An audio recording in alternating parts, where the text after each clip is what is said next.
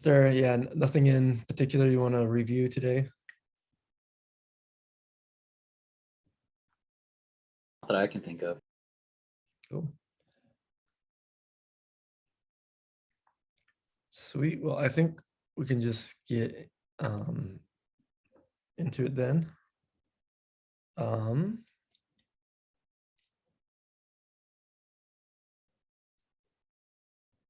So I will.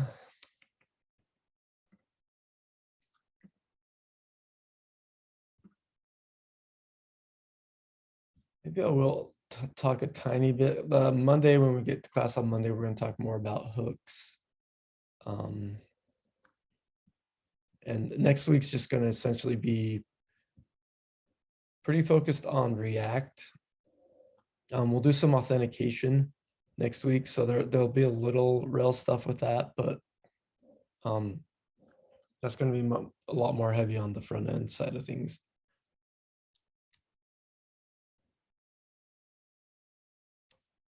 So let me just pull up the has many through lecture again. Just give me 1 second, and I'm going to share my screen.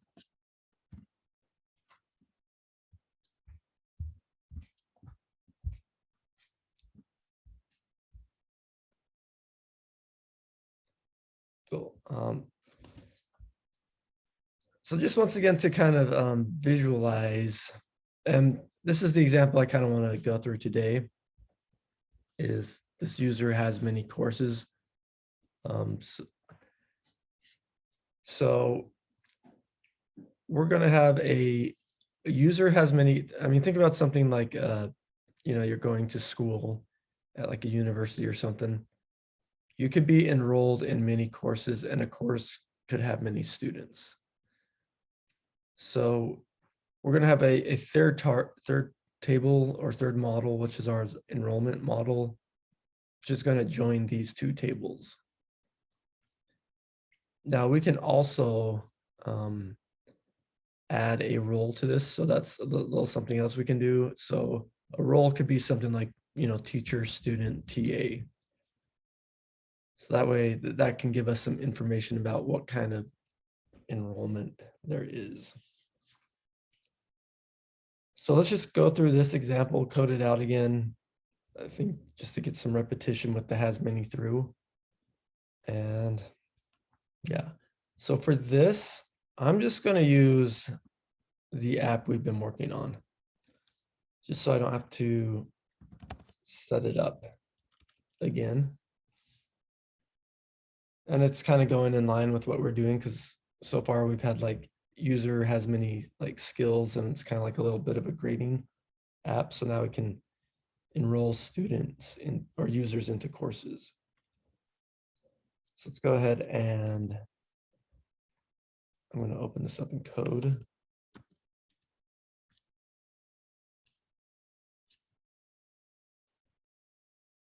Let's see here.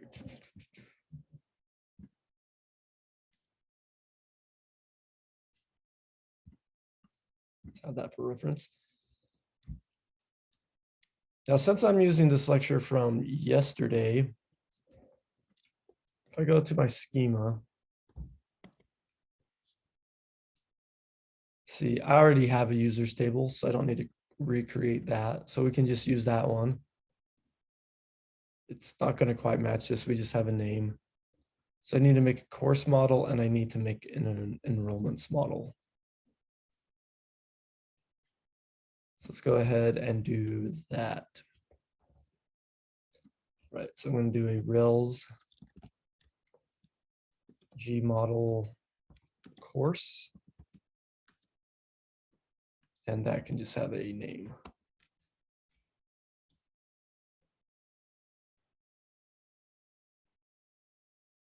A little bigger.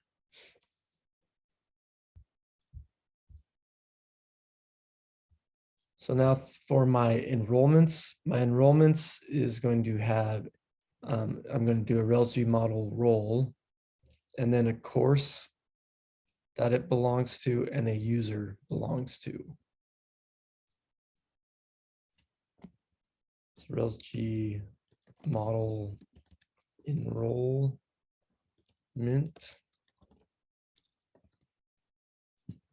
Spell enrollment. Yeah. Enrollment. So this has a, like, as I said, a role. That's just going to be a string. It has a user belongs to, and it has a course that it belongs to.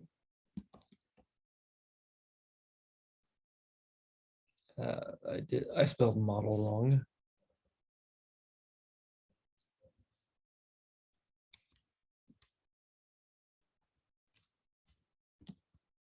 Then I could do a Rails DB migrate.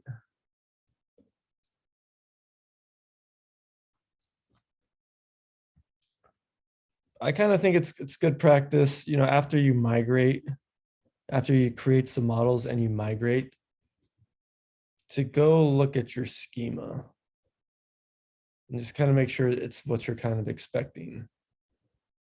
So I have a courses table and that has a name, which is type string. I have this enrollments table that has the role, which is a string, and it has my user ID and course ID. And those are going to be my foreign keys.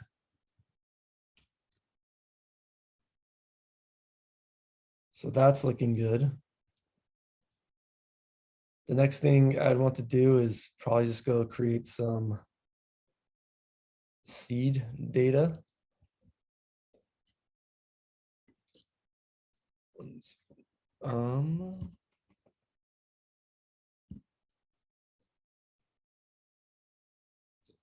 So with this, what I can do is, so since I'm already have the seeds file, and I'm creating my users right here, I can maybe come in like below here and create some courses. Just kind of do it like this.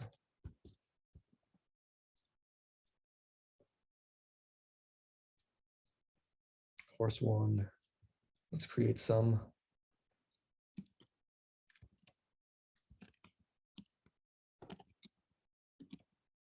Let's do like math.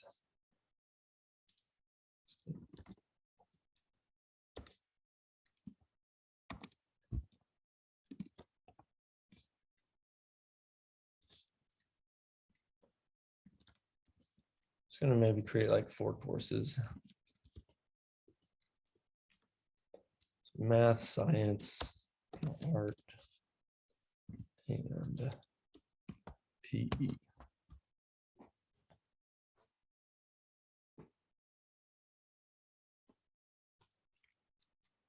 And then store those to different variables.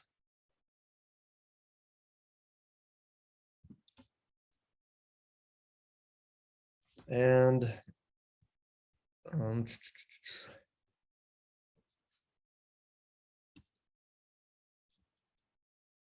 know. So with your seeds file, this is where you can kind of get a little creative, and this can kind of almost be like, these can kind of be little brain teasers.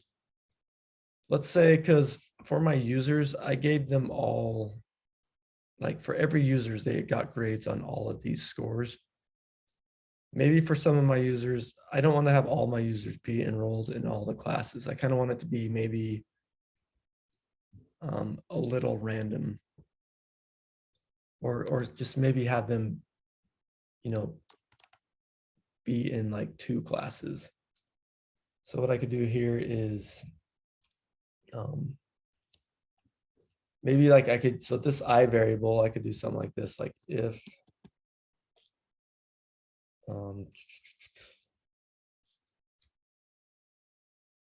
well, yeah, let's do like if I, just see if it's odd. If I is odd, then let's go ahead and create an enrollment.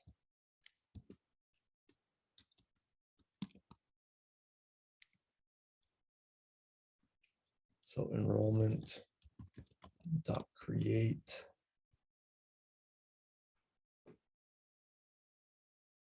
go ahead and put user in here.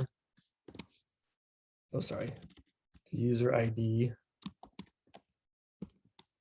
and be user.id. Our course.id.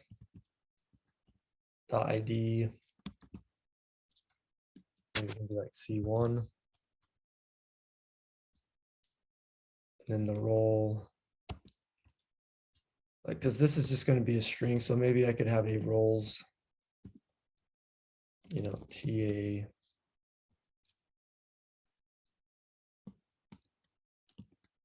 teacher student.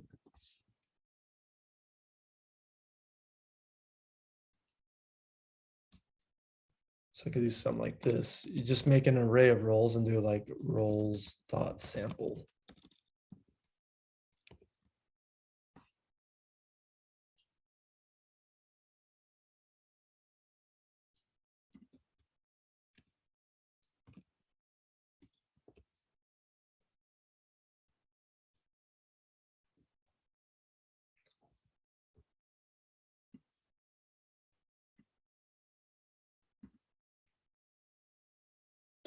Likewise, I'm just kind of making stuff up here, but like I could make a courses array.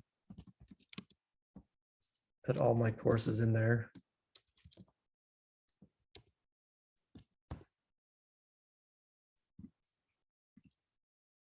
You know, if I is not odd, can maybe do like a courses.sample.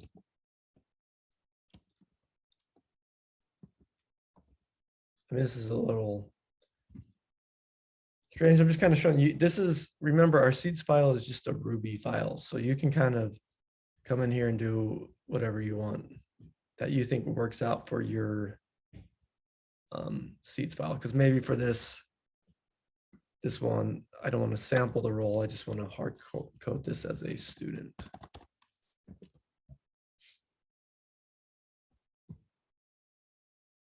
Don't you want course underscore ID? Yes, I do. Thank you. Course underscore ID. And then course underscore ID. Thank you.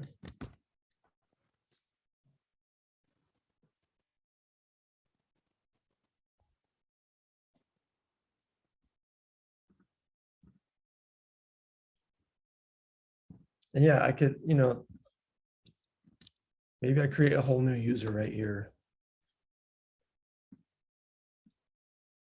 User one. You can kind of just do whatever you want. That makes sense for your data, for your dummy data. All right. So I think for this, to run this, I'm actually just going to do a Rails DB reset and DBC. That's just gonna, that should just destroy all my, it's gonna drop it, it's gonna create it, and then I can reseed it. So reset's just like a, can kind of be a little quicker way. So I just drop the database, create it.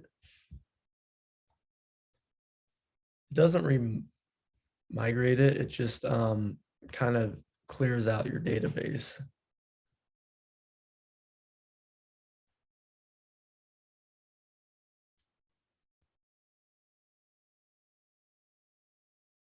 So now I could step into my console. I think this is another good thing to do after you seed your database. If you don't have like your controllers working, just step into your database and go see if you have it working. So we have user.first. So hopefully they have some courses. And here we go. We're running into our first error. So I should see courses, course.all. And then I could do like enrollment. All.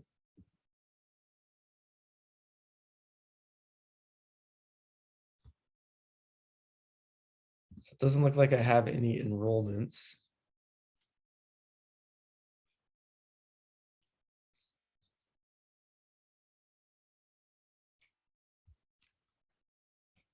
I don't think you're giving the course ID an actual ID.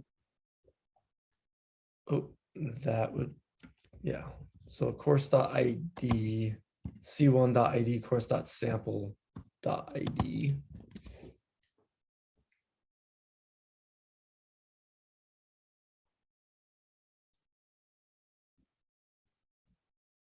And this is part of the reason it's really good to like go step into your Rails console after you are trying to create your seats file, because it's going to be a lot easier to catch this mistake that was, you know, there right there versus like had I set up all my controllers in my UI.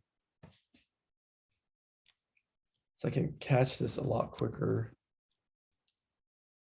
So I'm going to go ahead, do it, reset and reseat it.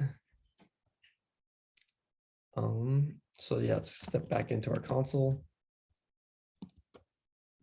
Enrollment all.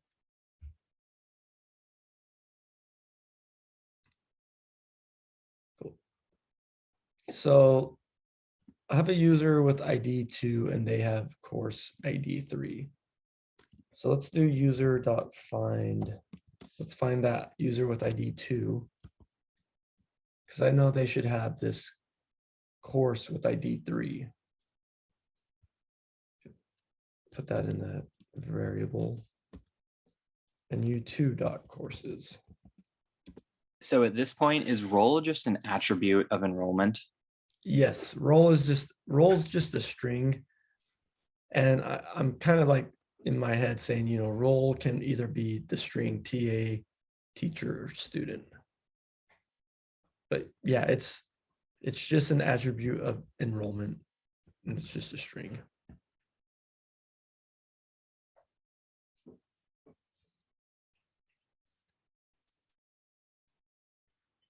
So, all right, I do u2.courses, and I'm getting an undefined method. You know, I can do like u2.skills. That doesn't grab me any skill. I mean, it does, but it's an empty array, but it's not giving me an error. Any ideas on what I need to do for this to work? You didn't set up your associations? Yeah. So, and this is really more of like a Rails helper, like being able to say u2.courses. That is set up in our models. So I need to set that association up here. So I'm going to say my user has many courses. So doing this, that's kind of what allows you to do this. And this is going to be through enrollments. And my user also has many enrollments.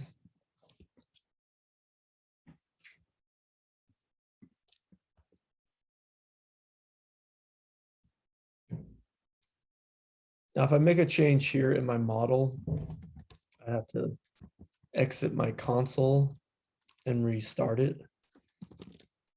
Now I could do user.find to.courses.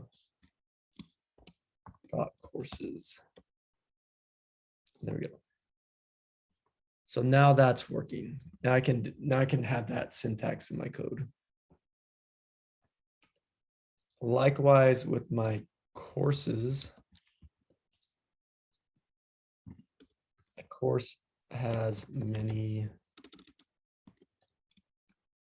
users through kind of just like right into has, you don't have to do this first, but I just kind of like it has many enrollments, and then it has many users through enrollments to set up that association. So these are just like nice little Rails helpers that allow us to, you know, write this type of code that's like u2.courses. The really important part is where you have to have it set up correctly is, you know, our enrollments table needs to have this user ID and it needs to have this course ID foreign key. That's what's like in the database layer. That's what makes this work. And what we'll see kind of that when we get to like SQL, how that's kind of working behind the scenes.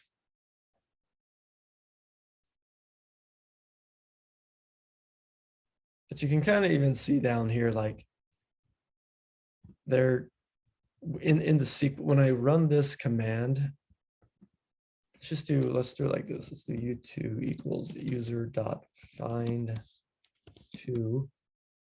And then I'm going to do a u2.courses. See, here's kind of a SQL statement for this. So notice how it's like doing like this select courses. So it's going into the courses table and it's grabbing some information, but it's also joining. It's doing what's called an inner join on the enrollments table. And it's going to join where the course ID, you know, equals the user ID.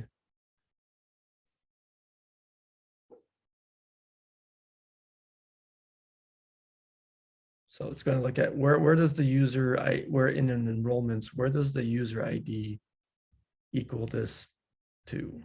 So,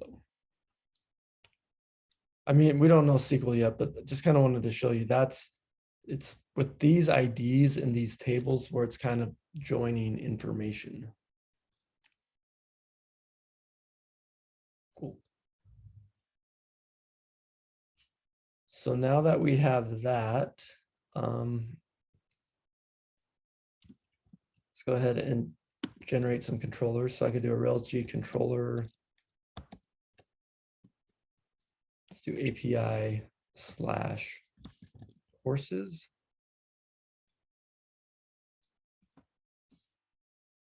Rails G controller. Oh, I'm in my pry. I'm like, why is that not working? So I'm in my pry. Need to get out of here. Rails G controller API slash courses.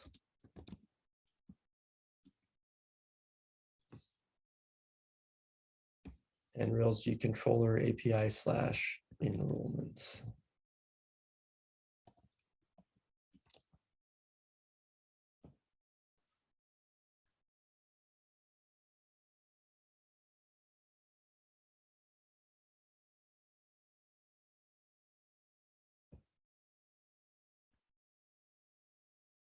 All right.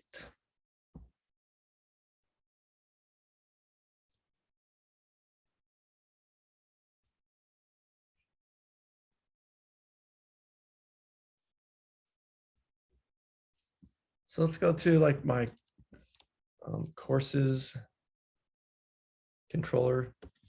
So I'm not going to really fill this out. Let's just do our index really quick,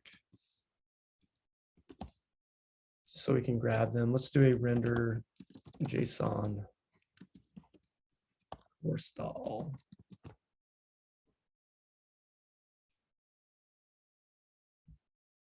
I want to spend more time on the enrollments because that's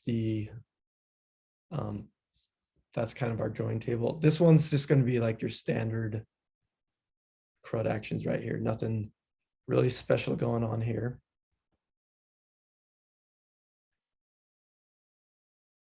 Another thing we could do is go to our routes and just do resource routing for these, just so those are defined. So we could do courses and we can do enrollments.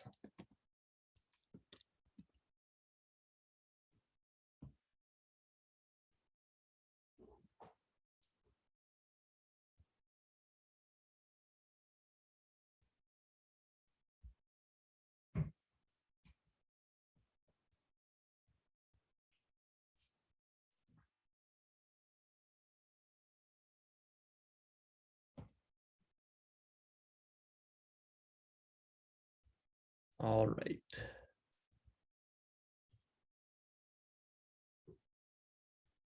I'm also have a lot of Git stuff going on, so I'm just going to do a git add and git commit to like models, controllers setup.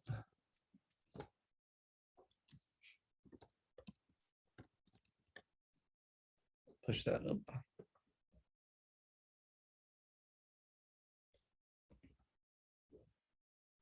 Cool. Let's come in and do. Let's get some React stuff set up. So let's go to our client folder.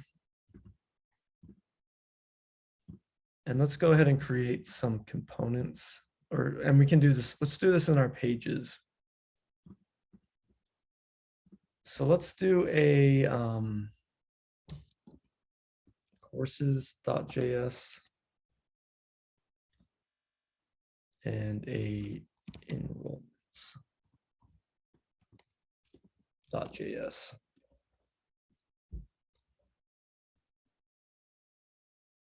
And for this, I kind of just want to get these, just get them set up in React router. So import React from React. Call it enrollments.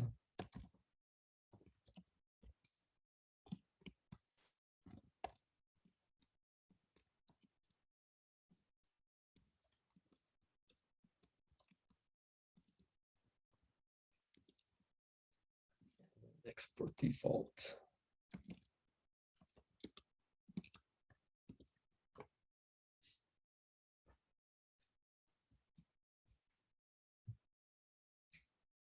Just kind of getting some of this repetitive code out of the way. So I have my enrollments component. I'm going to have a courses component.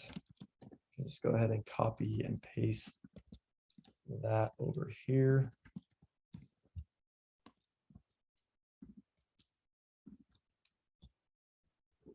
So just two simple components in my pages folder. I can then go to my app.js. So in my app.js, I can go ahead and add those. So let's have a route to courses. That's going to go to my component courses. And do another one for enrollments. It's going to be my component enrollments. So make sure you import both of those. And then we'll define those paths here.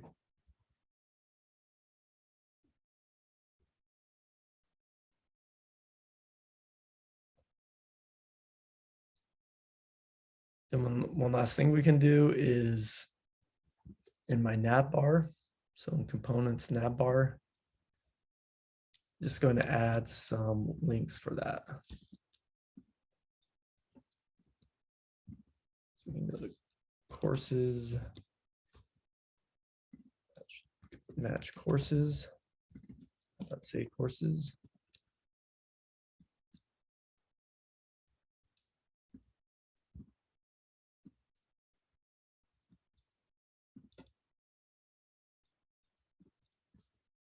And then this can be enrollments.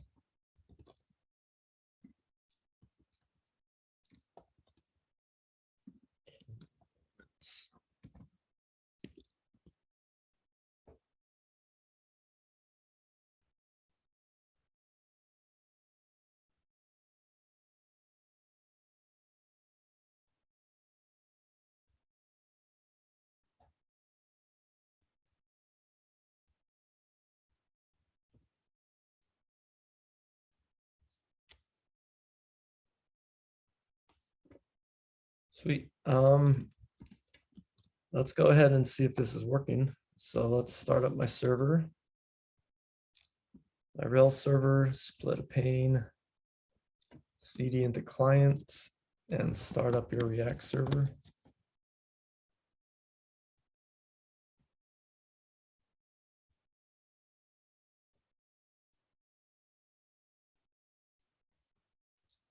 then go to localhost 3000.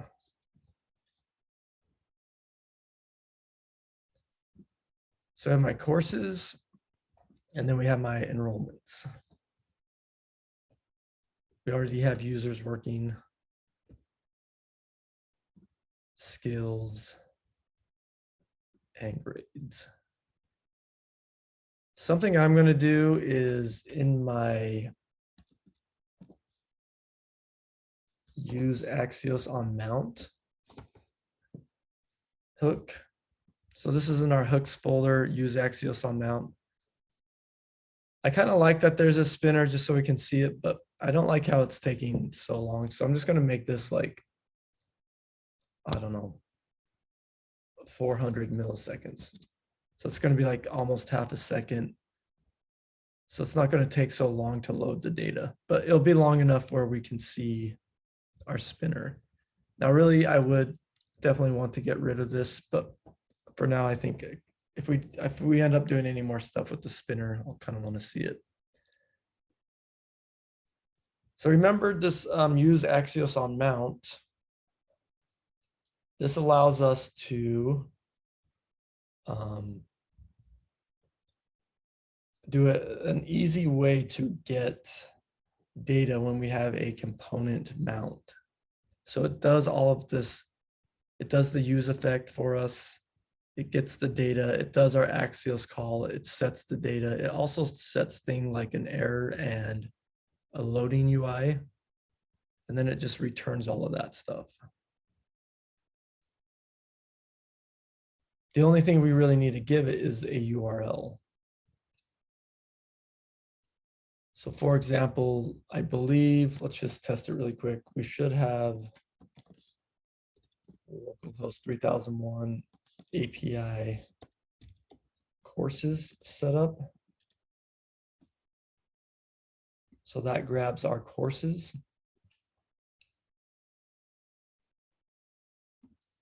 So if we're kind of doing a review from what we did yesterday, I could get my use Axios on mount function. I can grab the data. I can grab the loading. I can grab like the error. Use Axios on mount. And then I just need to pass this the API that I want to hit. So this is API courses or that URL.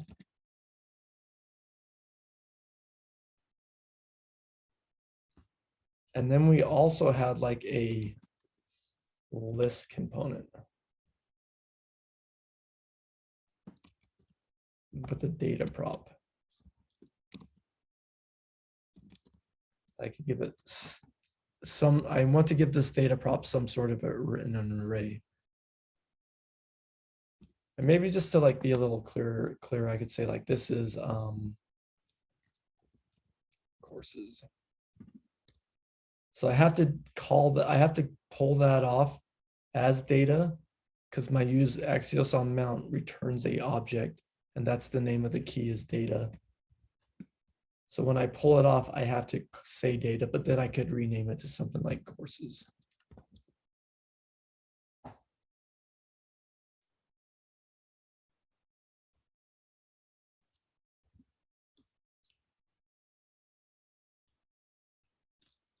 And also before, actually, I'm going to move this in 1 second. Let's do like a render courses function.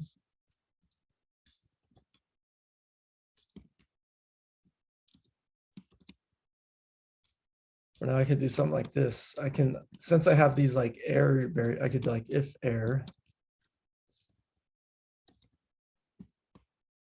like return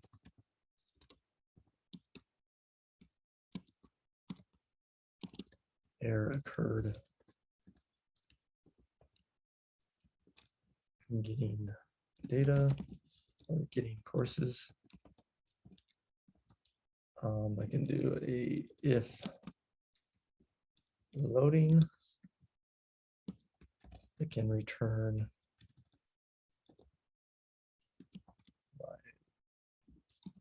that semantic loader.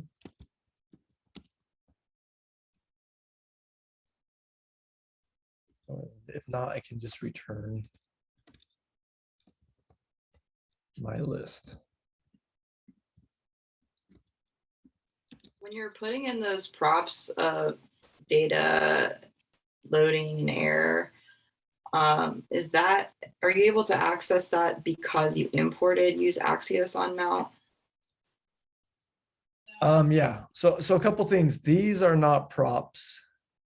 Oh, These are these are just the result. I'm just destructuring. These are just variables. And I'm grabbing those from my use Axios on mount. So my use Axios on mount,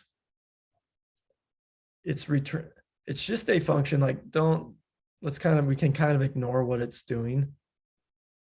But it's just a function that takes a URL and then it returns an object. And maybe to make this a little more clear, like this is a object.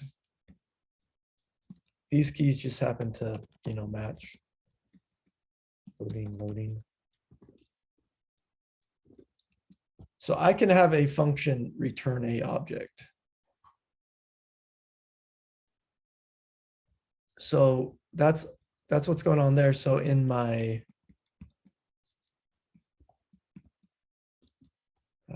courses component, I'm just calling this function just returns a object. Use Axios on mount. And then right here, I'm pulling off those keys like loading and error and data.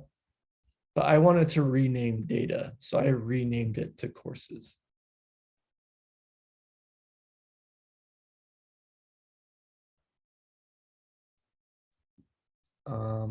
Let me just do this in like this demo file. So let's say I have const, some function foo. And foo returns a object. X is 1 and Y is 2. I can, grab X and Y from the foo call.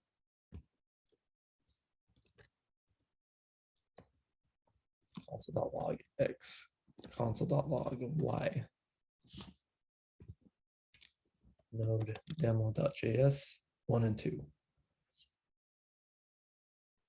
Now let's say I don't want this to be called X, I want this to be called Z.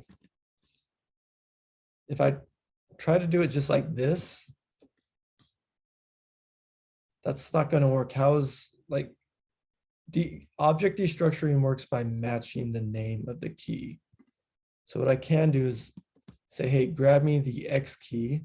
That way I can match it, but then rename it to Z. And then that works.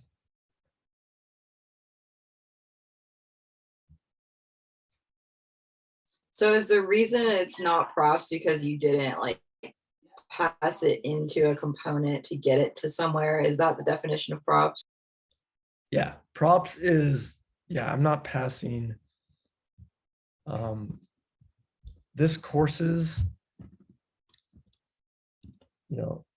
if somewhere else in my app I was, rendering it. Now I'm rendering this courses component. I'm giving it the prop X with the value 1. And then I could pull off X off of that. Or I could call this props and then have props X. I mean, this is just a function. I could call that Y and have Y.X. But we're always going to call that props.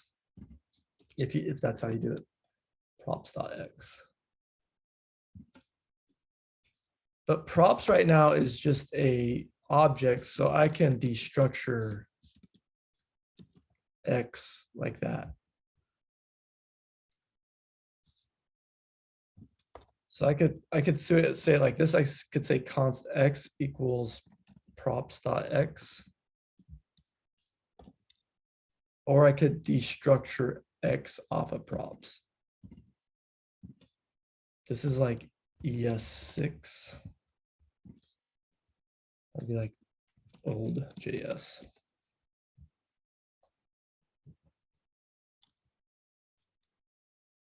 But this I can call this, now that I'm just doing props.x, like I can call this anything now. That's valid. But to do destructuring, you have to match the name of the key. And if you want to rename it, then you do that syntax.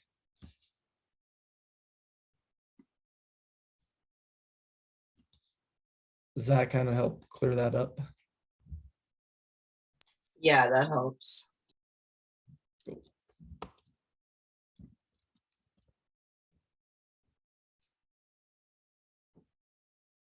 Sweet. So yeah, we had our semantic loader. That's just our loader component. We have this list component. If I look at that list component,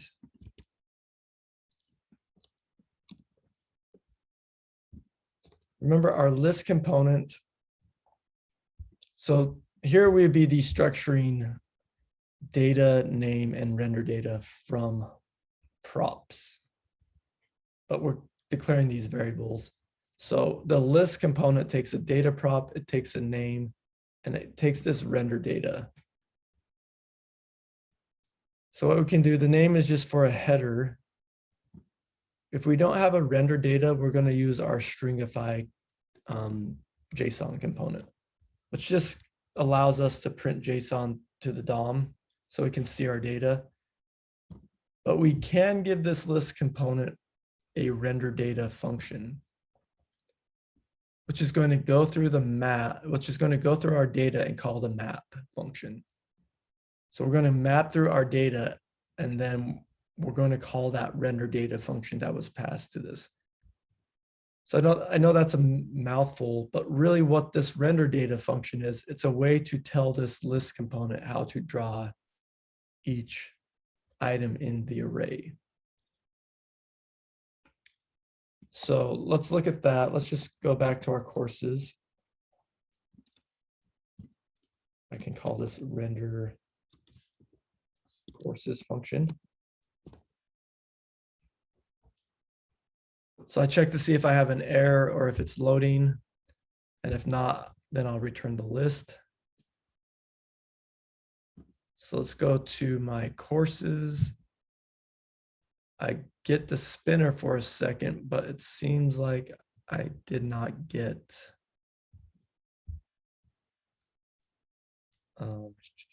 any data, but it's also not breaking, but it might be breaking. Let's see. I should have said like an error occurred. I'm going to clear this, refresh. Cool. So it looks like it's not really breaking.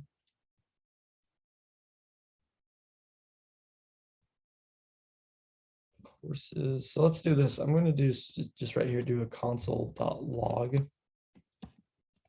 courses.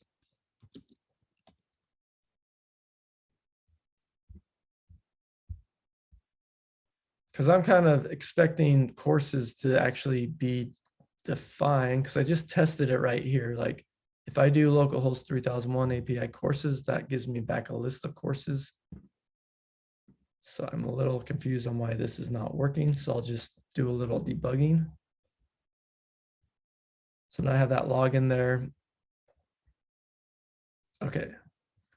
So courses comes back as null the first time. So that's when the component first mounts. That's like when my loader's up. And then we see it again here twice. And I am getting the courses. So now I know my course is defined here. I could do another check. Like, let's just see, are we rendering? Oh wait, let's give my list a name. The next thing to be is, am I actually rendering this list component? list here. So I can give this that header prop to see if this is getting rendered, or sorry, this name prop. Refresh.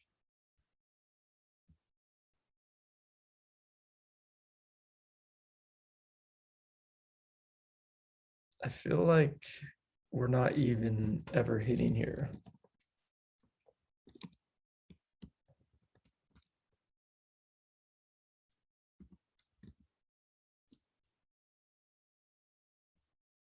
I know we are, yo, yo, yo. Oh, okay. I'm like, what is? All right, this is a little, so I had that yo, yo, yo there. It's getting there. Man, so why is this, like, I knew that yesterday this was working. I should see this name prop here. Like I'm, why is my list component not working? I imported list from Semantic UI React. Now their list probably doesn't work the same as mine. So I need to import this from the right spot. I'm just going to copy this one. List from list. So that was a little bit of a gotcha. Wasn't using the right component, but they had, just because they had the same name. And there we go. We have my list here where we're going over, we're stringifying the JSON.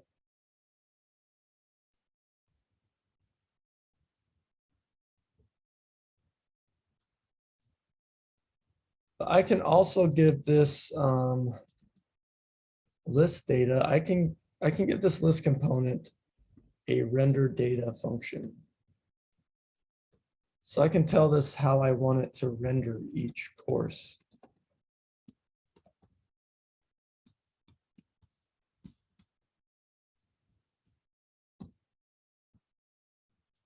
So I'm just going to pass it a function, and this function's what's going to end up being called in the map function in the list component. And this is where I can say, oh, in curly brackets. Sorry, I'm going to go back. And this is where I can tell it how I want it to draw. So I'm going to say something like this, like return. Let's keep this simple for now. Div h1 c.name. And then maybe show the ID.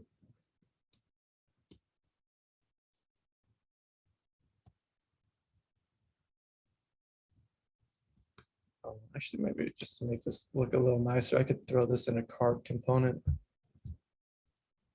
from Semantic. Be like a card dot header.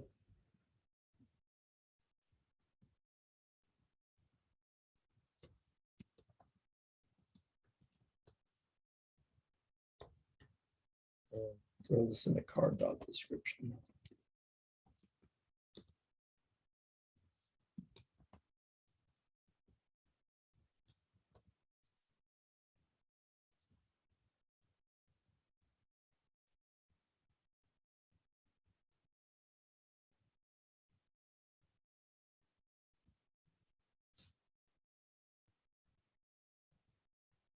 Nope, I'm not showing my ID because I need to throw those in brackets.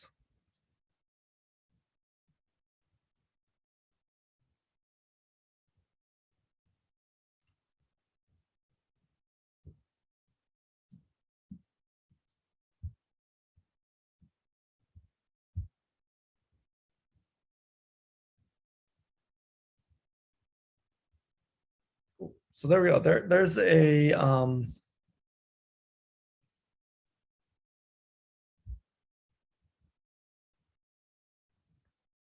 there's kind of like a pretty standard like CRUD action, or like, so not CRUD, like our index page, just where we, can get some data. We can have a list, and there we go. Now since we created this list yesterday and this used Axios on mount and our like semantic loader, it's pretty straightforward to, go through and render this data. Like this was pretty quick.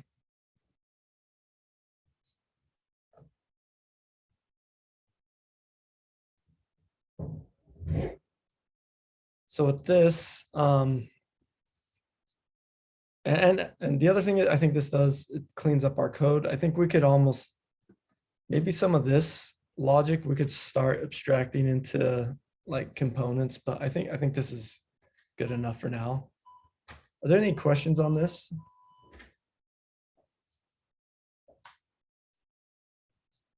Nothing? Cool. Let's go, before we take a break, let's just go fill out some of our controller methods on enrollments. So I'm going to go to my enrollments controller.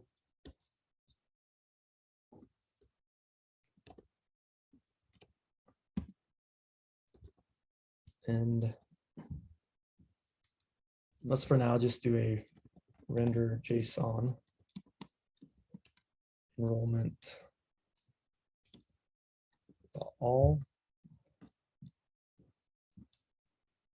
Let's do I don't think we need a show. Let's do a create. And before I do a create, I'm going to do my sanitizer. Enrollment params. So for this one, I'm going to require, that enrollment is there.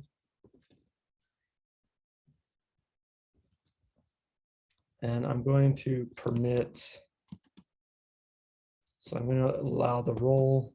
I'm also for this one going to allow, the user ID and the course ID.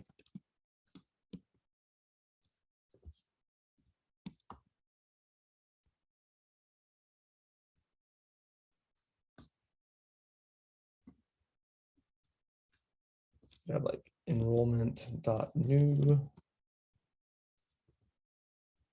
pass it our sanitizer enrollment params. Let's do this, enrollment equals enrollment.new. Enrollment.save.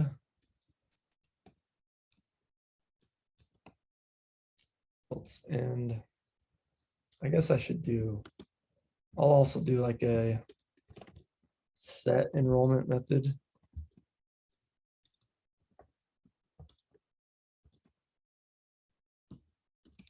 At enrollment equals enrollment dot find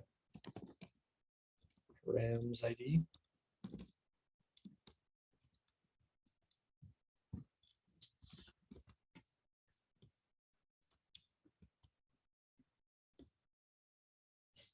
So if we successfully save our enrollment, we'll just render JSON at enrollment.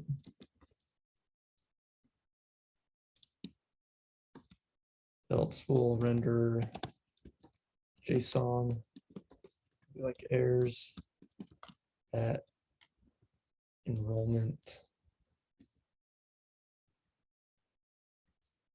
errors. The status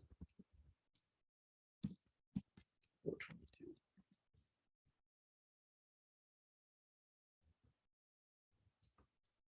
Where's my syntax error? Oh, right there.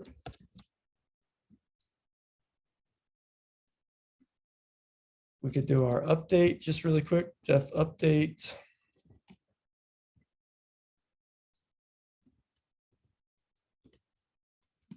So for my update, it's very similar to my create, but I just use my instance variable that I'm going to have set in my before action. Use that enrollment to update it. So now I need to call my set enrollment. So for now, we're only going to do this on our update and our destroy.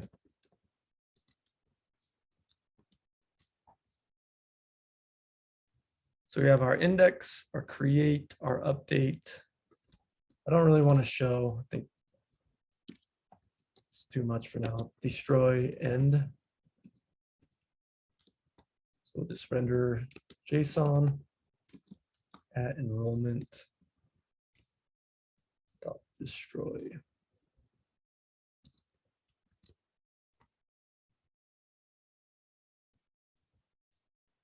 So as far as this controller goes, this is just pretty. We so far have just rendered this or created this controller kind of like a standard Rails controller, even though it's like it has many. It's our join table. It's our has many through table. Just kind of keeping it very like pretty much the exact same as we would with any other controller. It's just fine for now. Maybe we'll change it, but let's go quickly test it and then we'll take a break. So to test this, I could go to Postman.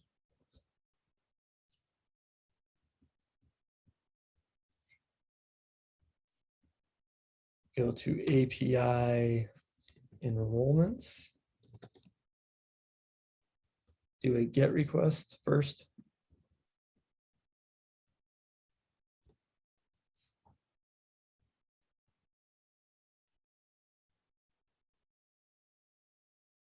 Cool. So we have some enrollments. Let's try creating an enrollment. So I'm going to say this enrollments. Enrollment. We need the user ID. Looks like we have a user ID with 3.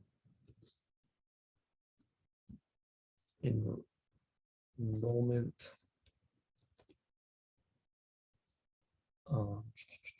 Role. Let me make this bigger. Let's do the role as TA. I'm going to send this really quick just to see if our validation or see that we're doing some error handling.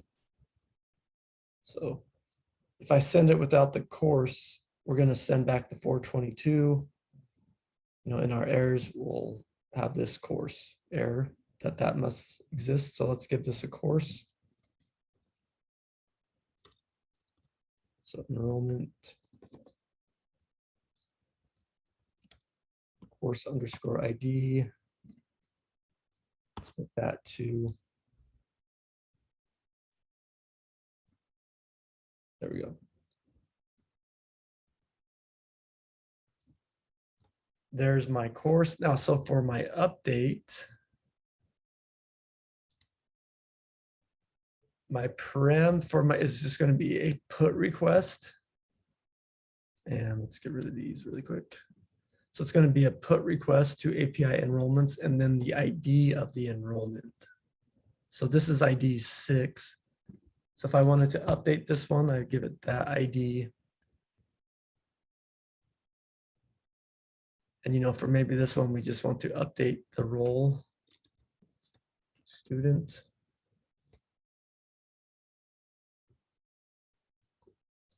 So my update's working. Let's go ahead and try my destroy. So we'll do a delete request, API enrollment 6. Undefined method JSON. So I think I forgot my semicolon right there. Let's try that again. Oh, it looks like it did delete it, but just had that error. So if I go and try to delete number 5 because it's saying it cannot find enrollment with ID 6. So that probably means I deleted it. Try deleting it again. Let's try a different ID. There we go.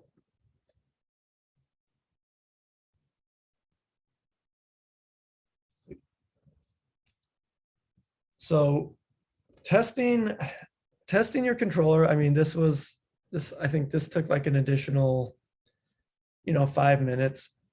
But I think it's really going to save you time because it kind of forces you to understand your routes a little more. It's just getting you more practice with hitting those controllers. But then also it's going to, it really gives you a little bit of sense that, hey, my routes are set up correctly and my controller is set up correctly. I wouldn't say ever be like 100% sure, but I know I had at one point all of these methods working. So if I'm getting any errors, it's going to be maybe a hint that maybe it's coming from like my Axios call or like the way I'm sending my data. Because I know if I got it working at one point. So let's go ahead. I'm going to do a add and push.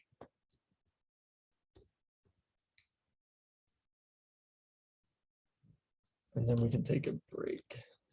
Does anyone have any questions?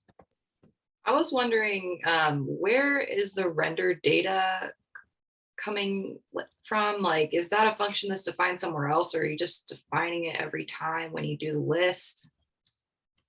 Yeah, so let's go look at the list component. So with React components, I can pass them props. Like, let's just look at, I think like the headers, like this H3, this is a little more easy to understand at like a conceptual level. Like I want to have a list, I want to have this list component that I can reuse.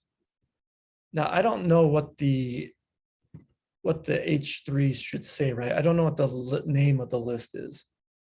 So what I can do is I can pass it a prop. I'm just calling this prop name because that's kind of what it is. And so then when let me go back to where I'm using it. So then when I actually go use my lists for a specific case, I can say, hey, like this is the course list. Because now I'm creating a specific list. I know what it's going to be doing. It's going to be a course list. In the same way, I can give it a prop data, like I just called, that's just what I'm calling it. So the data is going to be the array of courses. So that's the specific thing I'm giving it. So in my list, that's what I'm going to stringify is that data that they give me. Now, something that is kind of, I want to maybe do with a list is I want a list to go through and, render the data. Now, the list component, this is generic. It's like, it could work for a list of like ducks or hamburgers or whatever.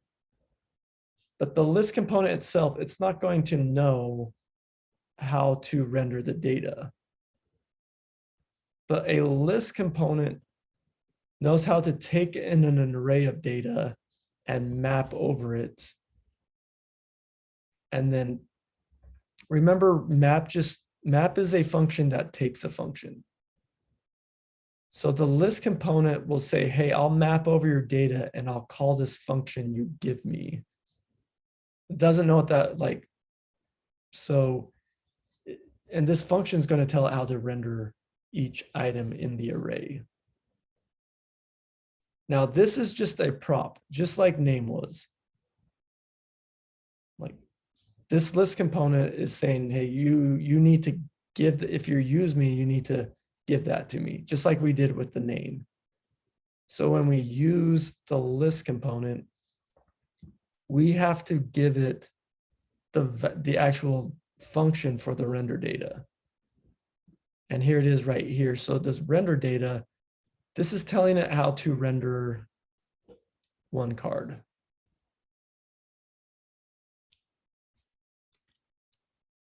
So what happens is this function really just, you could think about this like getting copied and getting thrown in here. And you know, my data, that's no longer data. This would be like the array of courses. Courses.map. Okay, you gave me that render data function. Now I know how to do that.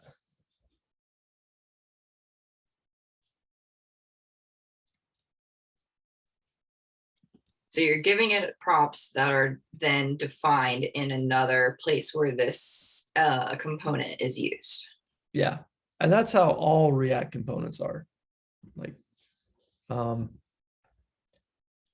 it's like, because this is, you can think this is like the where I'm defining the component. This is not me using the component. Like, it's like if I had a add function.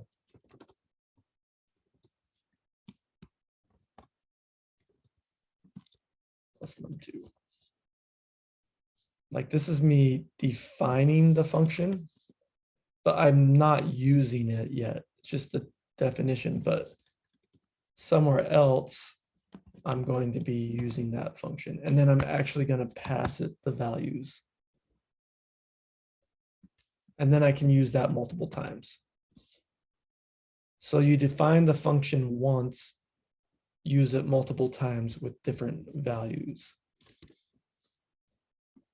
Same way with the React component, we define it once, and then we can use it multiple times. And that's how, like, you kind of, this is us like calling the component.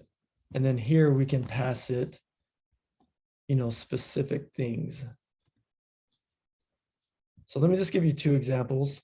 So here I could have a list, I could give it some data. Really, it's just expecting this data to be in an array, because I'm going to map over it.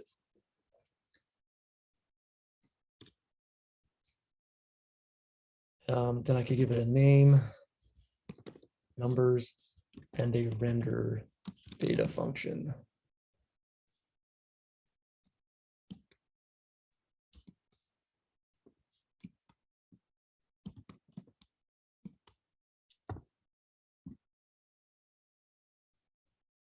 Right, so this list component, I can give it some data. It's just an array of numbers. I can give it a name. And then I give it a function to say, hey, how do you want me to render this data? Well, I'm just saying, hey, go through each of those things in the array and put them in a paragraph. But then I could have some data, you know, that was,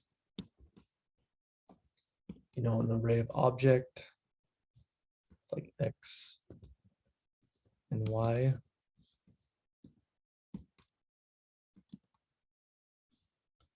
To Y2. Give it a different name, like name is coordinates, and render data is,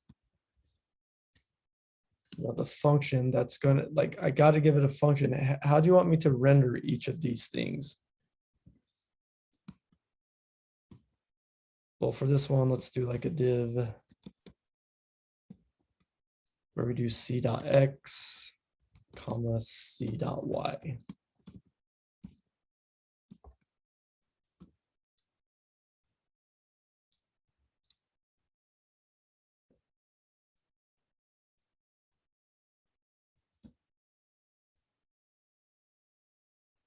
So I define this component once. And yeah, I think this is getting tricky because I'm making this pretty generic. Like, it can take in any array and a function to pass to like the map function over that array, and it will render it. Does it kind of help to see it like side, like here's, we define it, here's where we're using it? yeah, I think just like realizing the different ways of the formatting for passing in those props is all the same thing, is what I need to, yeah, I understand that now. Yeah, I mean, I could say prop, well, I don't have props defined there, but you know, because another way you might see this is just like ES6, just different ways of writing it. Now, if I did it like this, I'd have to do like props.name. Is that what you're confused about? Or No, I guess I was just like, I was seeing it when you were passing it into the list, you had like all those lines with props and like defining those props. And then I guess I was like thinking about, using a semantic form, say, where it seems like you also pass in a lot of props, but that's like pre-programmed in the back and you don't actually see what that function's doing. So it looks the same, but like this version, you're making the component, the other version, semantics making the component, but they both are using props. yeah, I mean, if you look at like some of these like semantic components, if you go and look at like their list of props, like they have a lot going on. I wonder what one has a lot. Like if you use a grid component, here are all the props that you can put. You don't have to use all these, but these are the props you could potentially use in a grid component.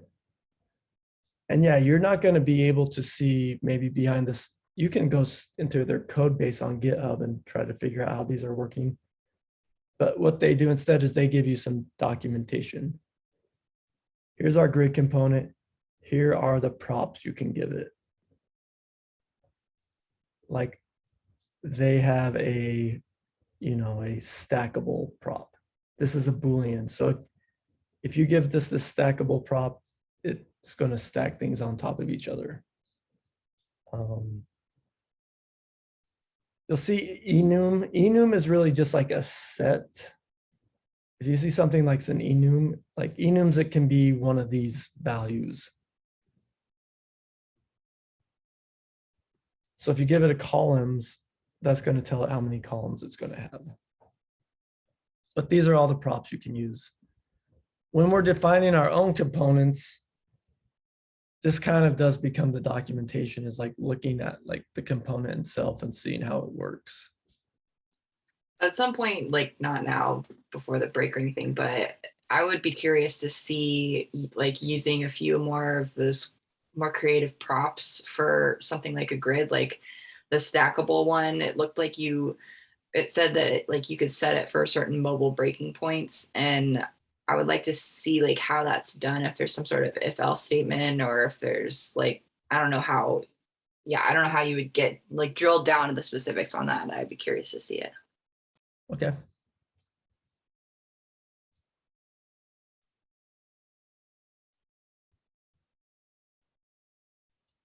We can look at some, maybe Elise can go through some of that, like with the semantic stuff, but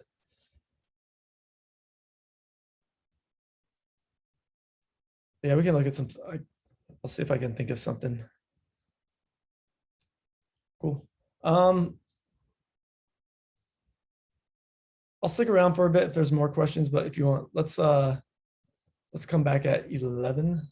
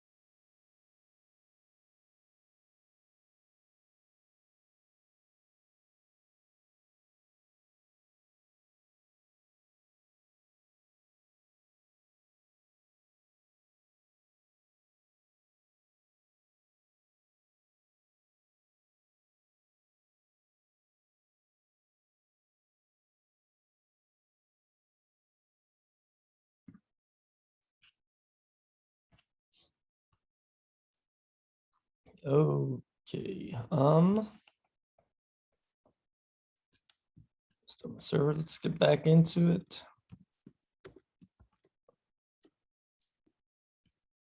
What am I doing? Rails S.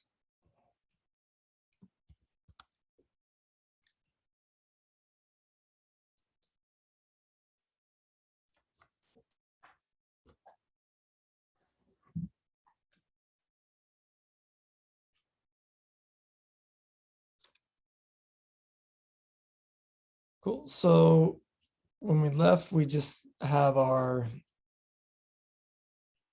courses loading.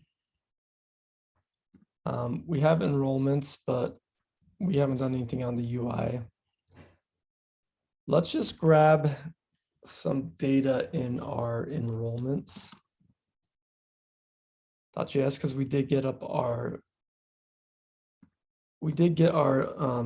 controller in our backend setup. So I'm actually let's grab our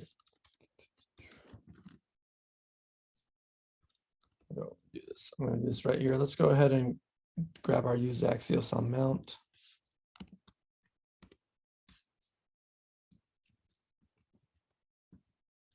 And let's grab our data. So this is going to be, I'm going to rename this to enrollments. And maybe that's all I really care about for now. Equals use Axios on mount. So we can do API/loading, or sorry, enrollments.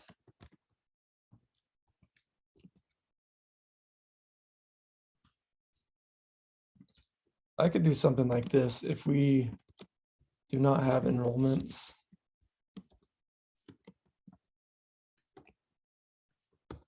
Getting enrollments.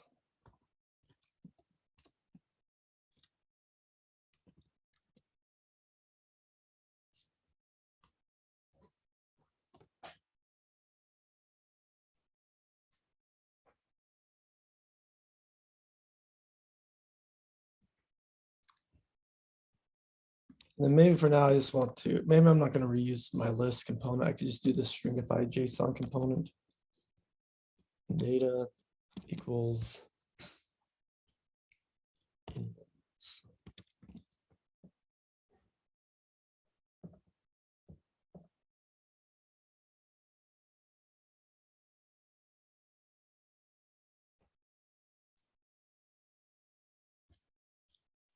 All right, is that not getting it? If not enrollments.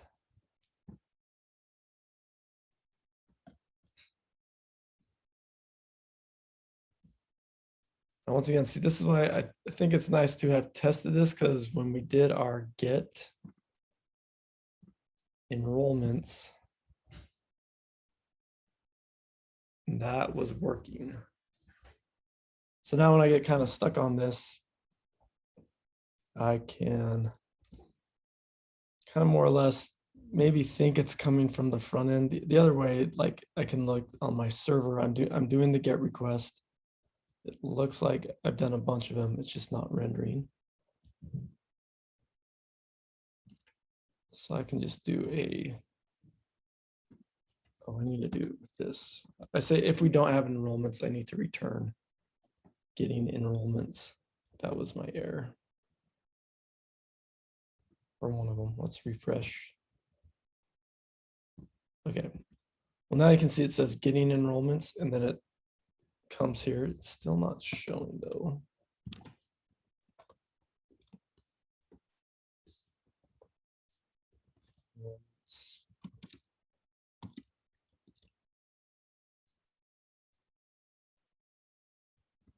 Oh yeah, oh my gosh. So this can kind of be a little bit of the confusing part about these custom components. If I hover over this, it's kind of showing me the description. So it's pulling off a JSON prop. I need to call this JSON, because in my component, That's what it's expecting.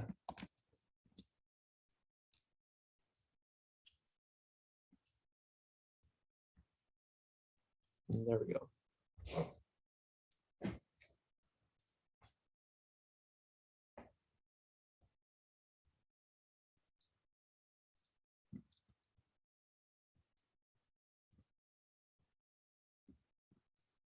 So there's my enrollments.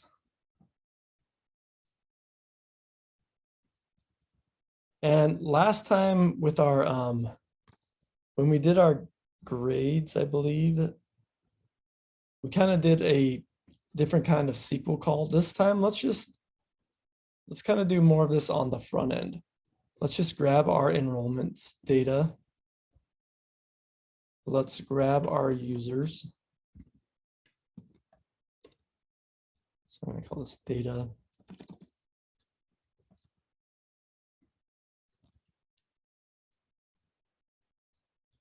And let's grab our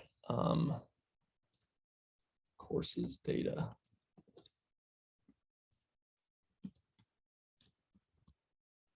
So I'm going to make sure these are all present before I try to render them.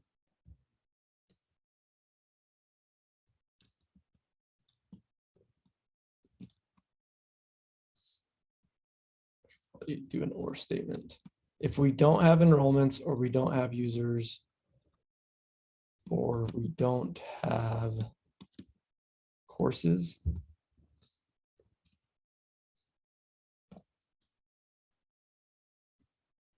I'm just going to say getting data.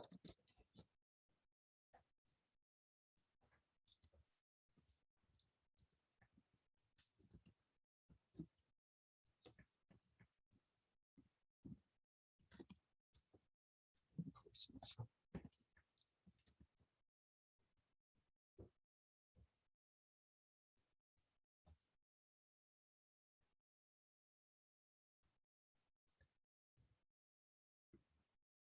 So, you know what, maybe I do want these in a list component just because I can put in the name. So we can have headers on these. So this is enrollments. But now that's a data key.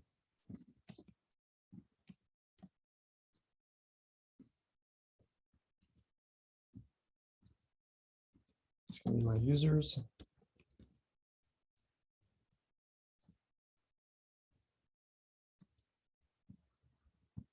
And this is going to be my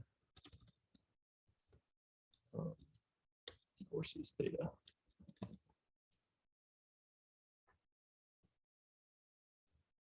So in this enrollments, I just go ahead, I get all my, I grab my enrollment, I grab my users, and I grab my courses.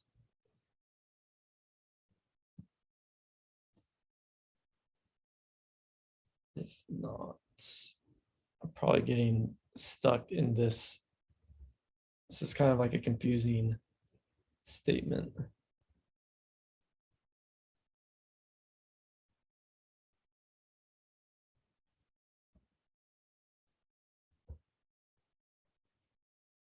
Let's see. How do I want to say this? Can anyone, do you get, I want to see, like, if we do not have enrollments, or we don't have users or courses. I also need to switch that.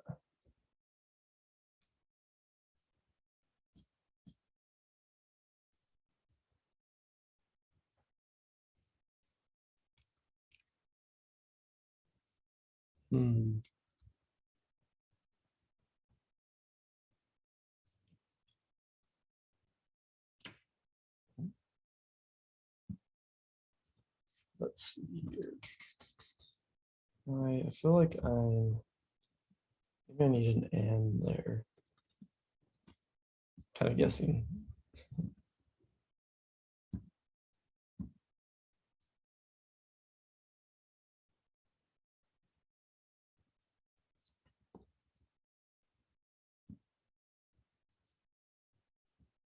What is going on with this? Oh my gosh, it's that stupid list from Semantic. Okay, So I imported my list from Semantic again.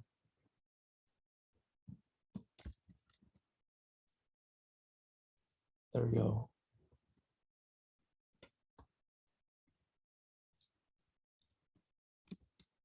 I think that was right. Refresh, getting data. Okay, and there they are. Yeah, that semantic thing keeps on messing me up. Okay, so now we have some data from our enrollments, our users, and our courses. And so what we want to do now is we want to combine these three data sets to create something a little more meaningful as far as our UI. So let's first think about how we want our UI to look.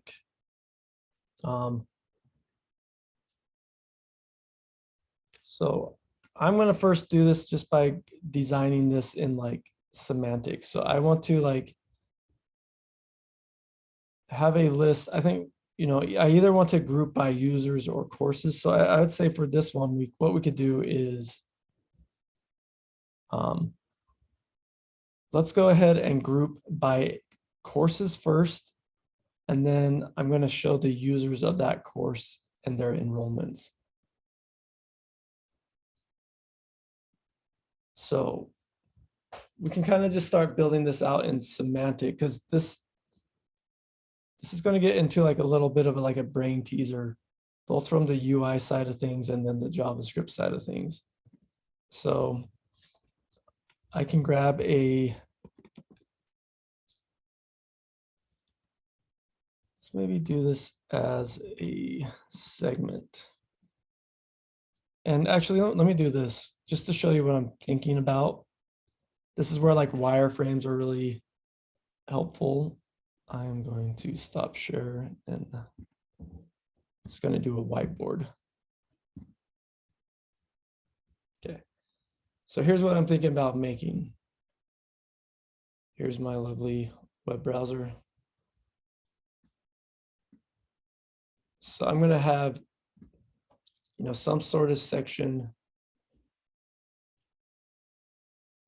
Let's do it like this. I'm going to have a list.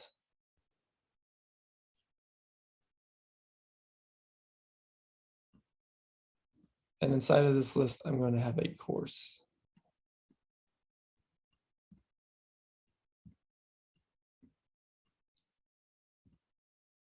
That's going to be its own.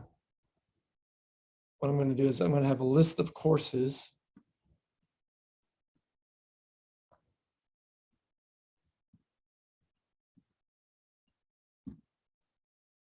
I lost my thought.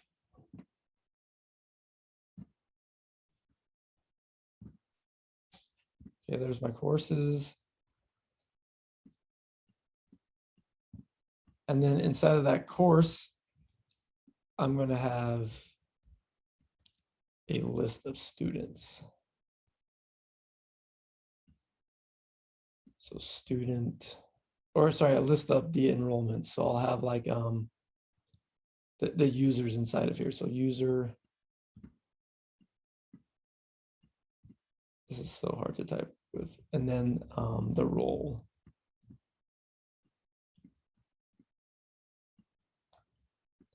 User, role, etc.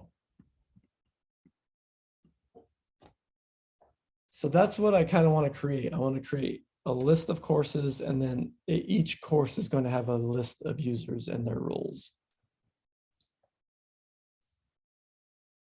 So we're kind of doing a little bit of a nested list right here. So we have there's a couple things we need to solve with this. So first of all, we kind of need to go to semantic or like our UI, figure out how to actually code the UI.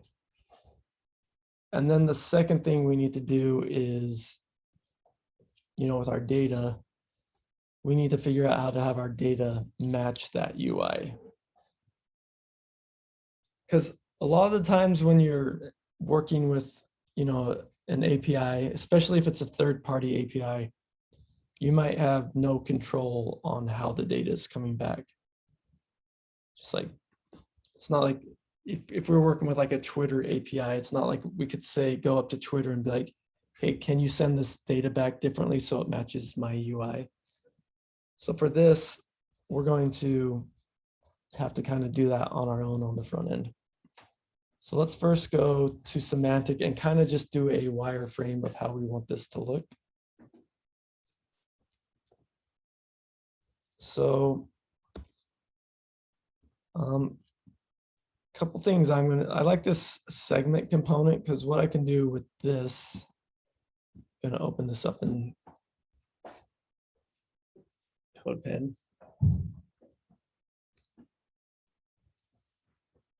This can just kind of maybe help me start to identify these different sections. So the segment is just pretty much going to be a bordered component.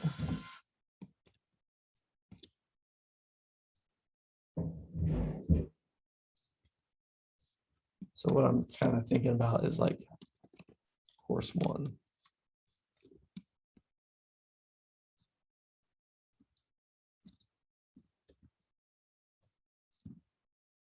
Course 2.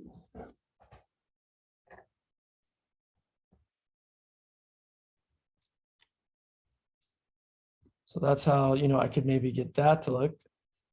So then in there, now for each one of inside of each of these segments within the courses, I don't know, maybe I could do like a table.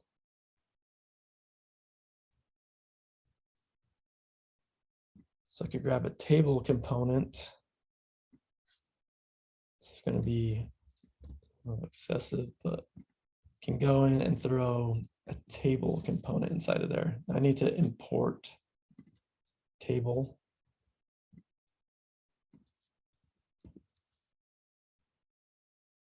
I can get rid of this table.footer. I don't really need a footer.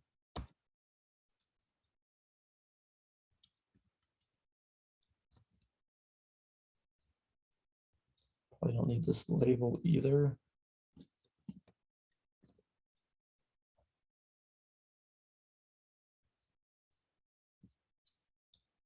Refresh.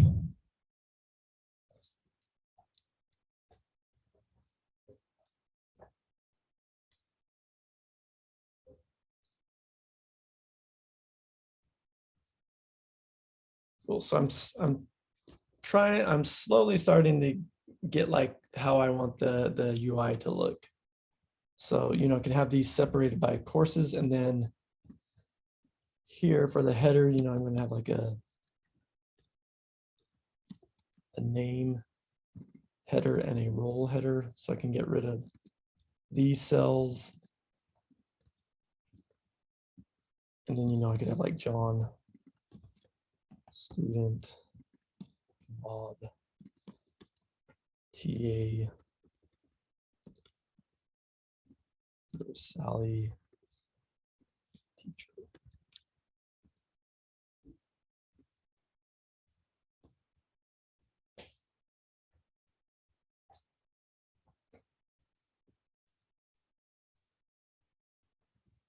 And then for my course 2, I'm going to do the same thing with this table. Like that's going to have its own tabled component.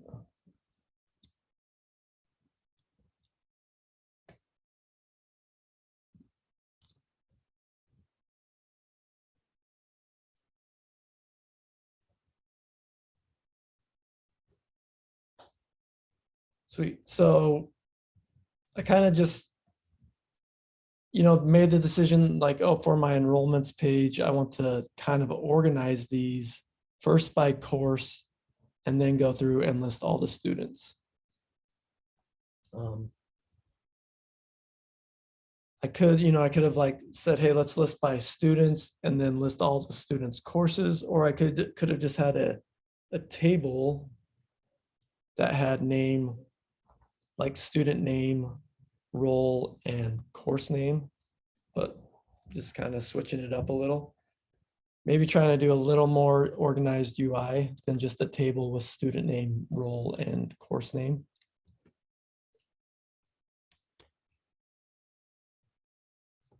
So now I kind of know what my UI should look like. So let's maybe think about how we want the data to look like. So once again, I'm not even going to try to do this in code yet. Let's just stick with, and let me Slack this out so you can have this example.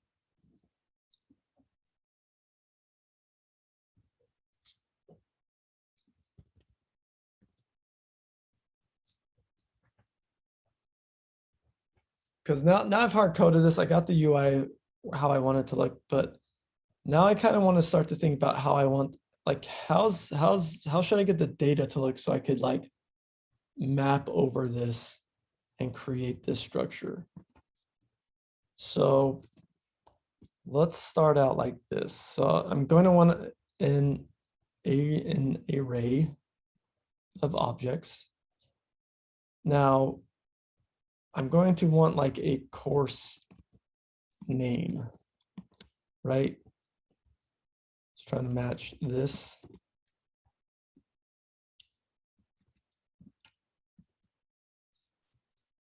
And then that course name is going to have a students array. So like the course, I don't even need course name. I could just say course. And then I shouldn't call this students, so I should call this like users. Then the course is going to have a users array. And that is just going to be like the name and the role.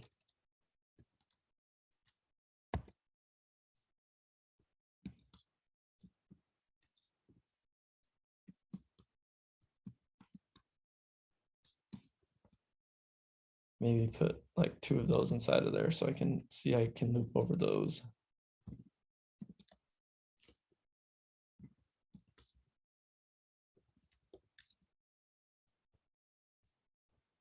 All right, I'm going to make this a little bigger so we can see it. Also have a syntax error somewhere in here.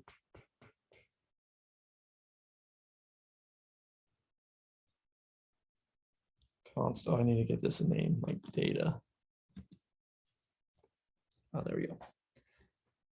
So I have, here's like what one of my objects is going to look like. It's going to have the course, and then it's going to have the users. Let's do one more, and then we'll try to map over this. Course 2.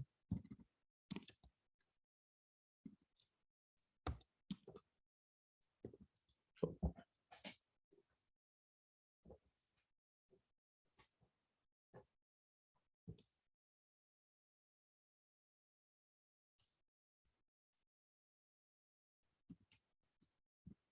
Now I'm going to make it const like render,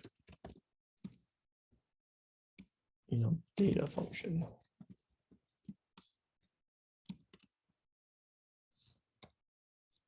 So this is going to go through my data and it's going to map over it.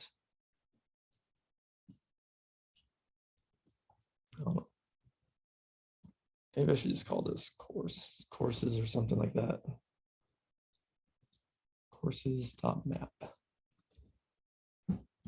So let's go through each course. Now what I want to try to do is return one of these segments because that is one course. So let's try doing that. I'm going to copy this segment and throw it inside of here.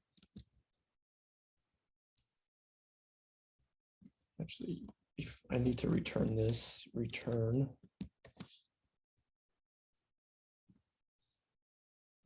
This whole segment.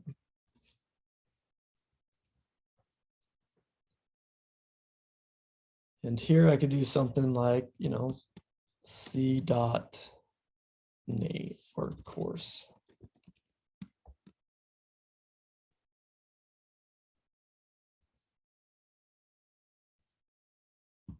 maybe I should call this like enrollment. I don't know. I don't know what to call this yet, but I'm going to map over that.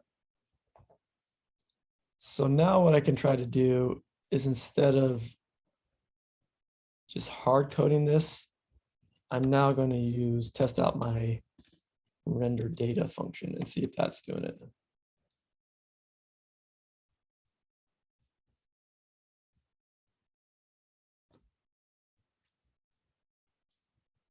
There we go. So now I can like change my data, like whatever, this is math. This is English. Cool. So we're getting close. Now I just need to do this next part of the table. So I want to leave this the same because this is hard coded, like the name and role, that's going to stay the same. But in my body, I want to map over my students or users, as like, I keep calling them students. So, because in my course data, I have a users array. So I want to map over that c.users.map. Go through each user.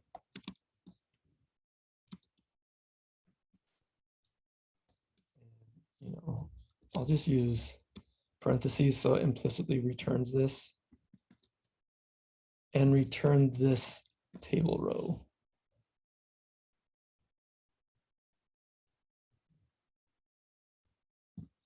Forgetting a parenthesis there. I feel like I screwed this syntax up. I'm going to start over. So users.map.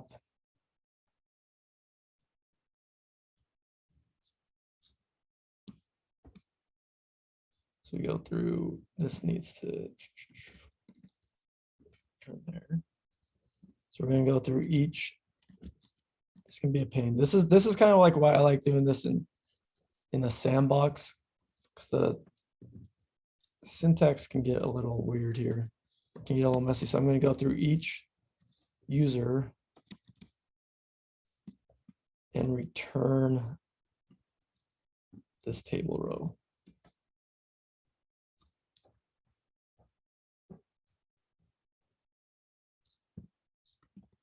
Boom. So there I can do my user dot name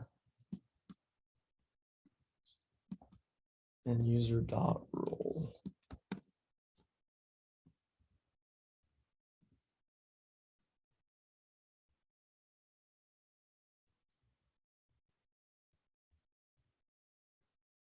So yeah, a little bit tricky to figure out, like if we have a little more complicated UI where we're like kind of doing a nested, you know, some nested data. So we have an array of courses, and then those array of courses have an array of users.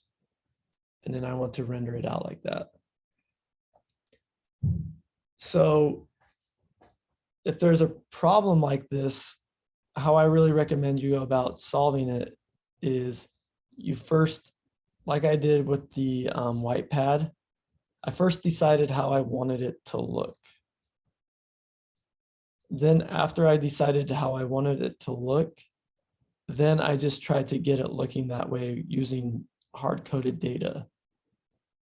Then after I'm using hard-coded data, I thought about, you know, how I want my actual like data structure to look like, so I can map over that and create that UI.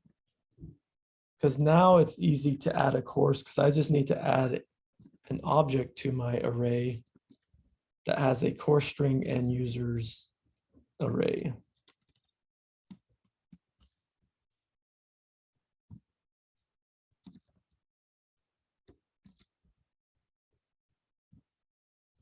And if I add more users, like this is going to be dynamic, so it's going to automatically do that.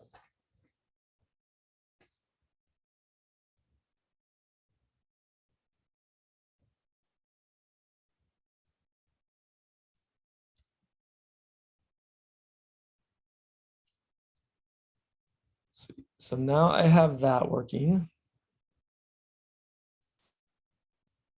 And I can select this out again.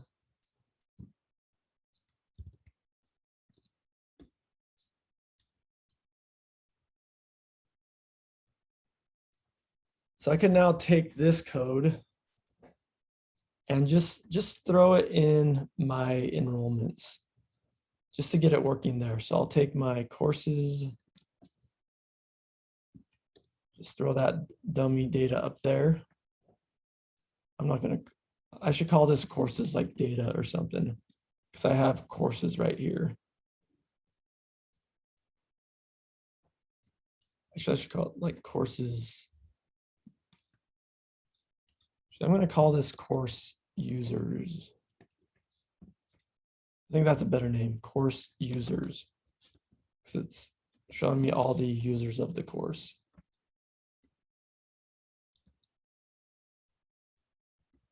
So I just need to change that here and when I map over it. Then I'm going to take this render data function and I can throw this in my component.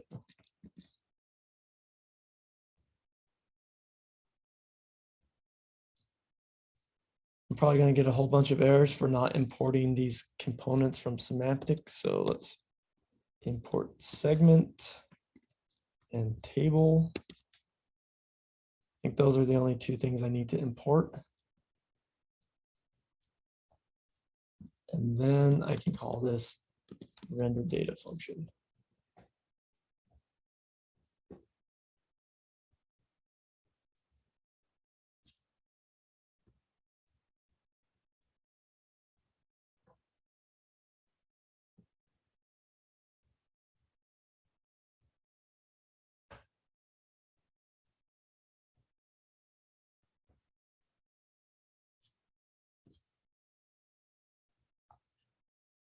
Okay.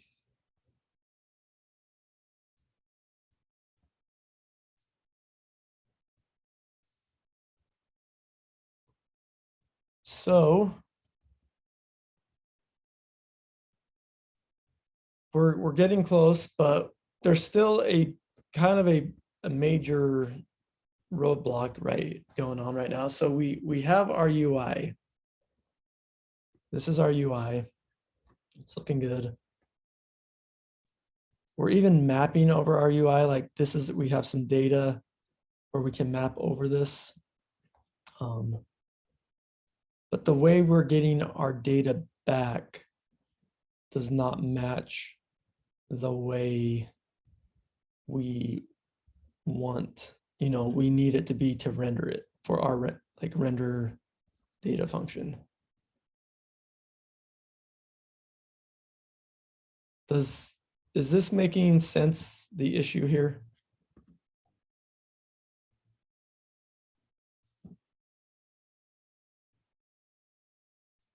So what we need to do is we need to take this data. I'm just going to throw it right up here. Like, here's our enrollments.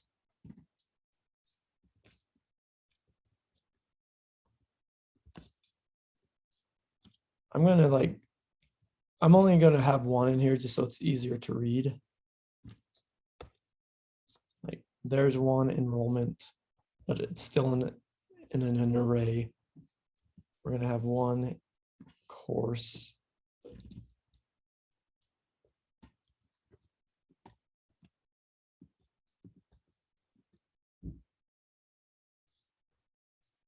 And then we're going to have our users array.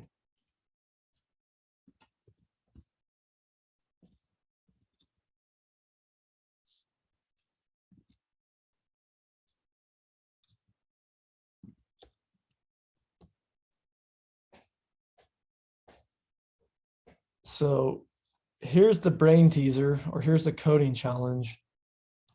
I want you to take these three arrays, your enrollments, courses, and users. So that's what you give it. That's what you're given. And I want you to return this array.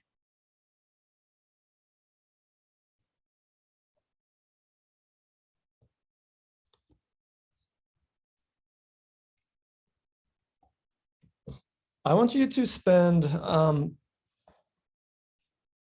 going to have us like work on this for about 15 minutes. I want you to just try this because I know this is definitely, I think this one's very challenging. So I just want you to try to get some experience trying this and then we'll solve it together. But I really want you to kind of like think about like, you know, how you could potentially do this. And let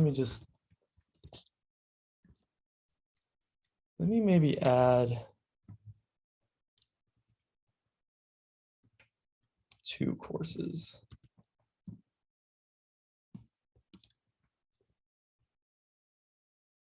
And maybe 2 users.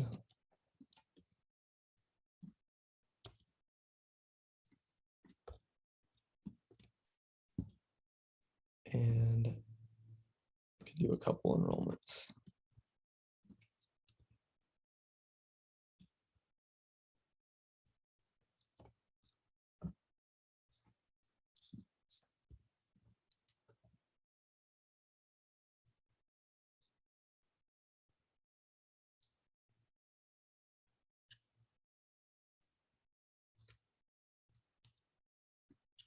So I'm going to copy this. I'm going to do this in the demo.js file and then I'll Slack it out just to really make this clear. And then you can have this as a starting point.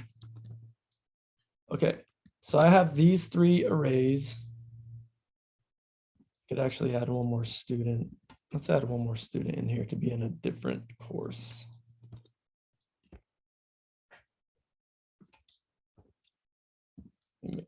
TA, whatever. We'll add 2 people to the course.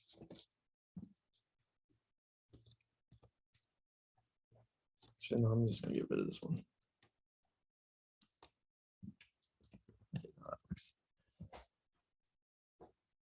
Okay, so if we look at this data, what this should return is in an array where we have of objects course. So I have 2 courses in here, right? I have math and English.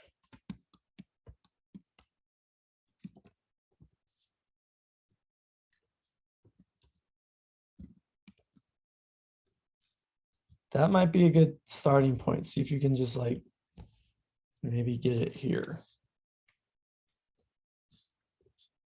But then we also have, you know, what did I call it?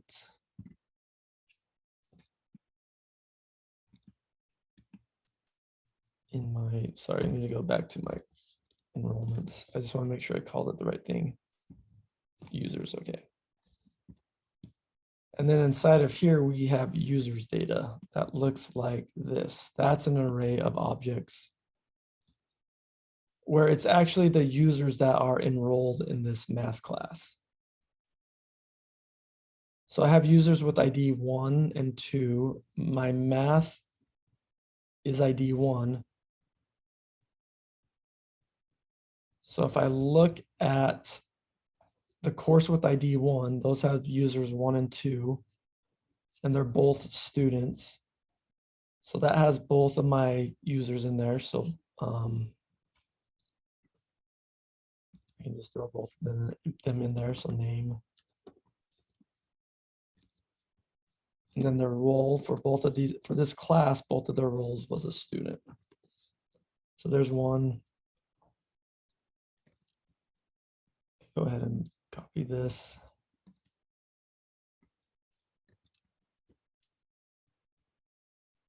And then we got Bob in this one. He was also a student.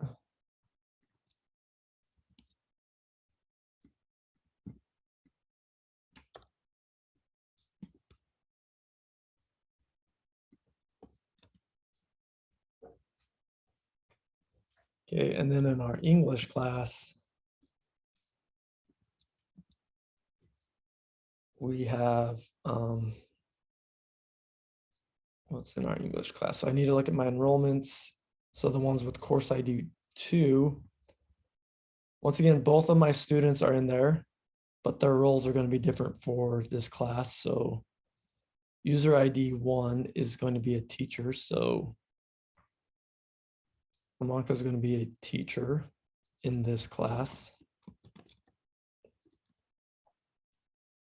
And Bob's in course 2 as a TA.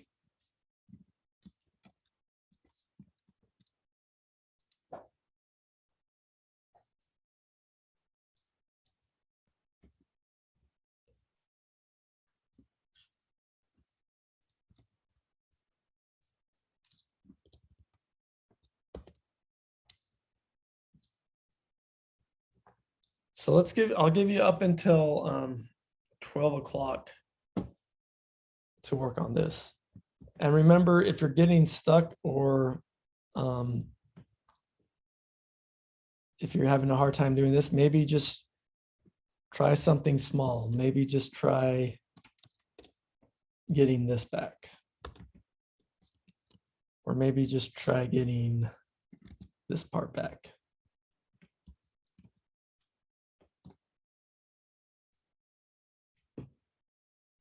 But yeah, so that gives you like 17-ish minutes to work on this. I'll stick around. So if you're getting stuck or you have questions, I'll be around. Does this make sense? At least what you're trying to do? Yay, nay. Cool. Well, good luck.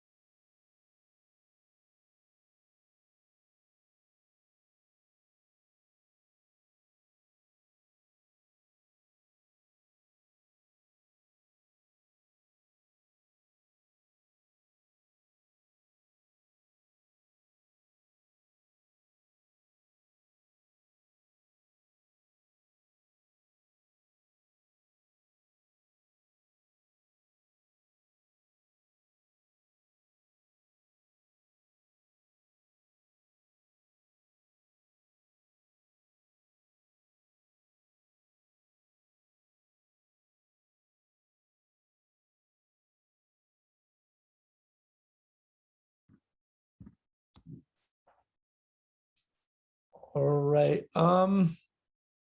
let's take a break before we go over this. I'll give you, for those who want, I'll give in some extra time. I really wouldn't expect you to get this all the way done. So this is more about just trying to get it started, trying to think about it. Does anyone have any questions though before the break?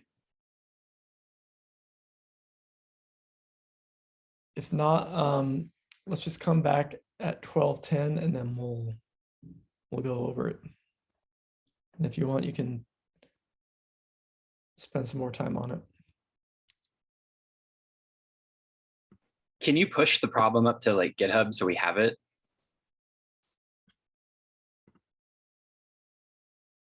I slacked it out. Oh, I didn't see it was slacked out. Okay.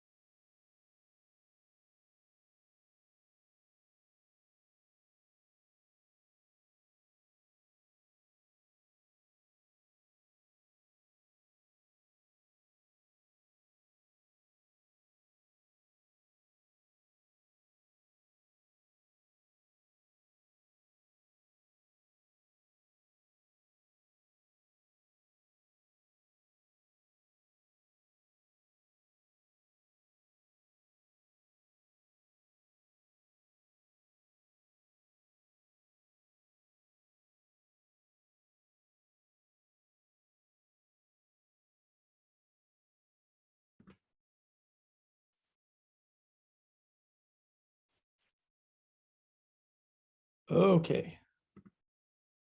First of all, how was that? It's a little That was challenging. good. Did anyone get it done or close? I got it done. Nice. Sweet. Do you maybe any of you want to share what you did? It's like, you don't have to, but you can. I would, but my computer's bad at sharing my screen. Okay. Sweet. If that's not a problem, we can just go through it. Asher, you want to? Sure. Yeah. Sweet.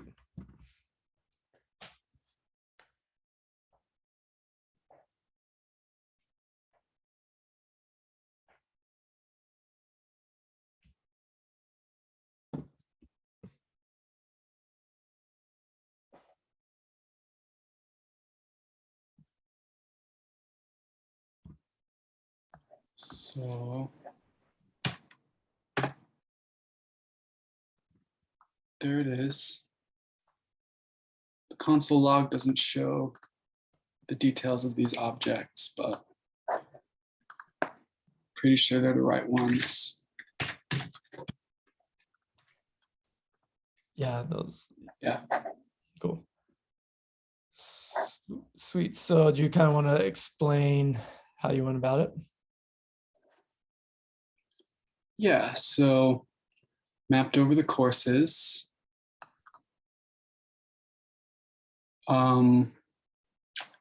Filtered the enrollments that matched the course ID.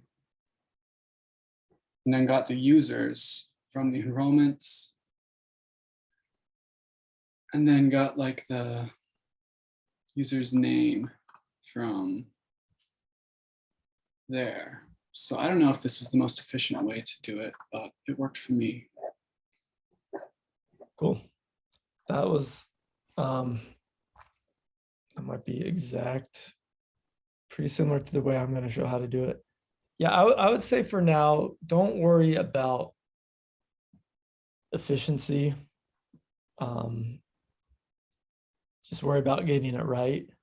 I think it's always fun to maybe try to think about how you could make it more efficient, but this one just is going to probably be hard to make efficient anyway, just because we have like 3 different arrays we're trying to mix and match. Okay. But sweet, yeah, no, that looks good. So yeah, I'm going to share my screen. Let's kind of go through solving it together. I'm going to do it very similar, if not the same.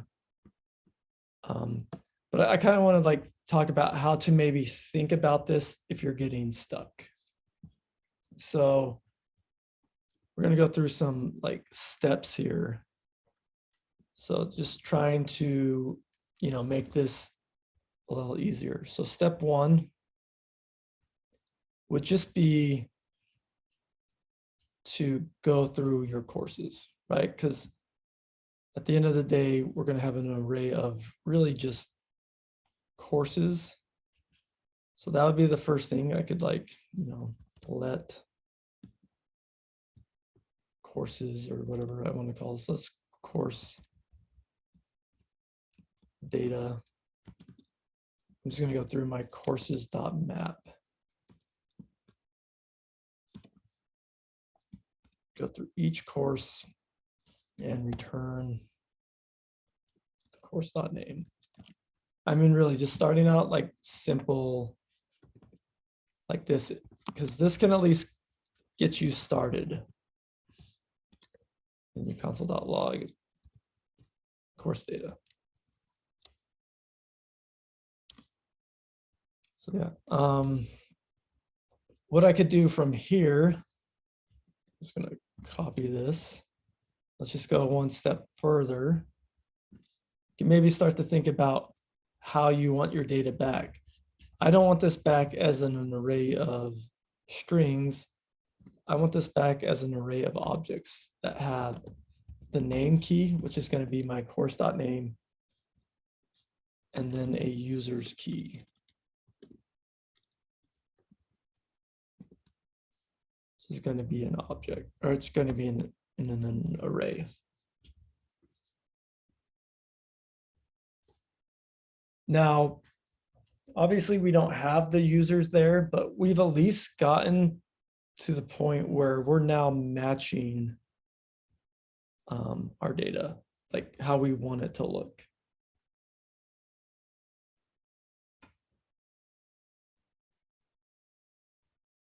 So that's almost solving that like first problem, or getting closer to like, well, I have all this data and I want it to look like this. Well, sweet, we're already there. And then, you know, step 3, call this step 2. Now, once I got here, I'd be like, well, I now need to figure out how to get the users. So that becomes step 3. You know, really, I don't want this array here. You know, what would be awesome if I just had a function, you know, get users, that magically took the course, you know, and it returned all the users. So maybe I could give it like the course ID, and it's going to return me all of the users from that course. So now this is like, so what you're trying to do with these brain teasers, if they're really hard, you're just trying to break them down into smaller challenges. So now I have this step 3, which is like a sub, you know, coding challenge. You know, like given the ID of a course, you know, return all the users enrolled in that course. Sweet. So let's do, let's make this function const get users. That's going to take an ID.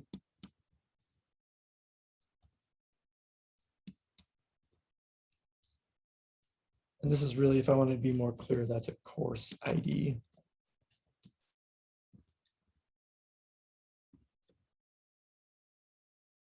So I want to get like the, and I could maybe be more clear, get enrolled users, if that's a little more clear. So to get the enrolled users given a course ID, well, I can just go through my enrollments and, you know, pull out all of the course ID that matches the one that was given to the function. So I could do a filter. So enrollments filter, you know, go through each enrollment and go ahead if the enrollment dot course ID, course underscore ID, because that's what it's called in my table. If it matches this ID that was passed to the function, then keep it.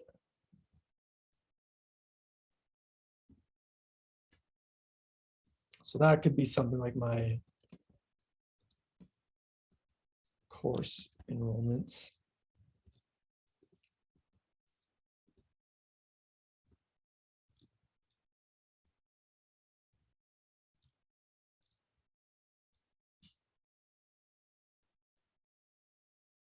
And you know, you might want to, even before you try like running this function, just separately.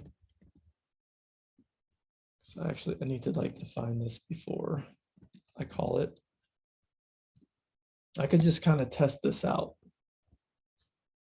and just hard code an ID in there.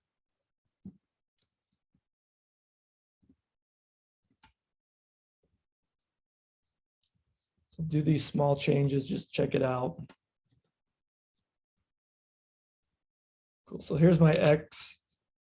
if I do that, notice it's giving me all the enrollments where the course ID is 1. Sweet, so that's what I'm doing in this function. So now I could try just calling my function get enrolled users 1. See if that works the same. That's undefined. Well, I need to turn this.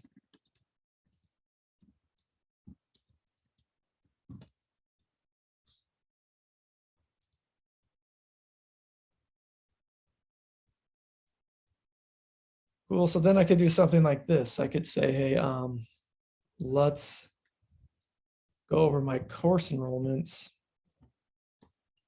and map over them, because maybe I don't want all that data. Maybe for now I just want the user ID. So let's map over these. I'll just call this CE for course enrollment.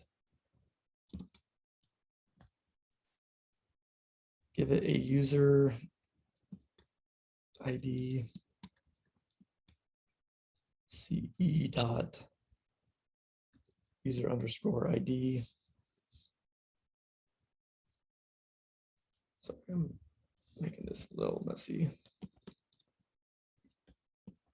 Let's return this. And then the role should be CE dot role. Spelled return wrong.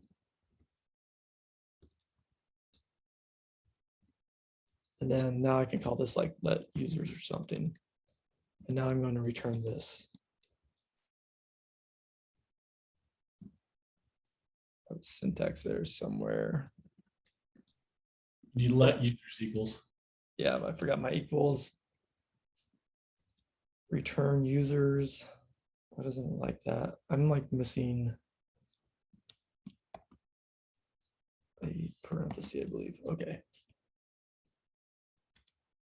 So now what I'm doing, I'm just going through my course enrollments because I don't want all this data. I'm kind of like filtering out some of the data by using a map function just to return a user ID and a role.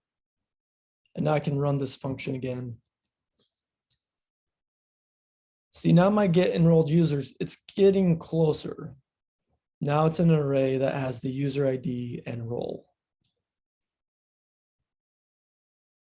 Okay, but I don't want the user ID. I want the name of the user. So then we could, you could write a function in here, or we could just try to do it right above here. So let's kind of define this let name, or let's find the user, because we have the ID right here. So now we just got to go through our, oh crap, now I called that user data. Because what I want to do is I want to go through that users array, and I want to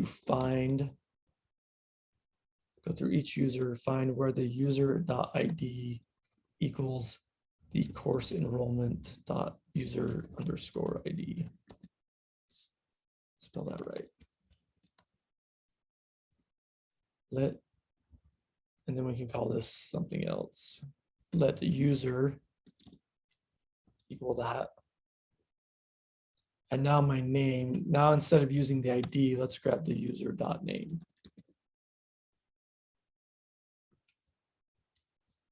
Run that. Now I'm getting now my get enrolled users, I give it the ID of a course and it gives me back the array of users. And I can change that ID. And then there we go.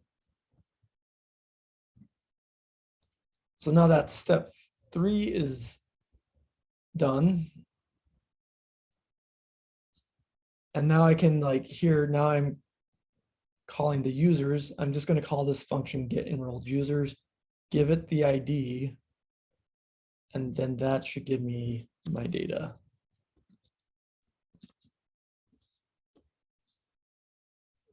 We got my name, English, and then we got my users as objects. So it's not console logging them, but they're there.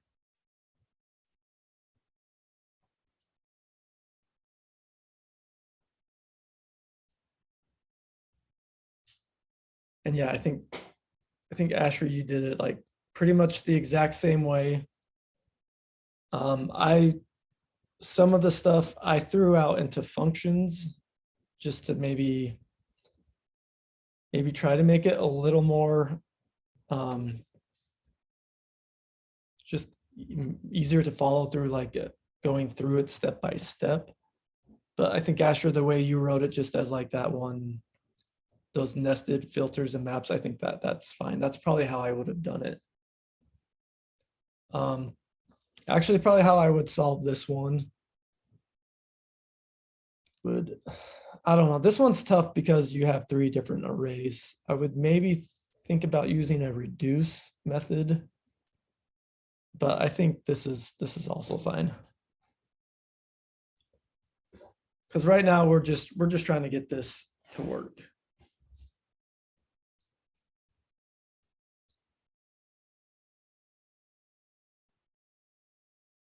So now I would say the last thing I'd want to do with this is throw all of this logic into a function so that I can use it in my code.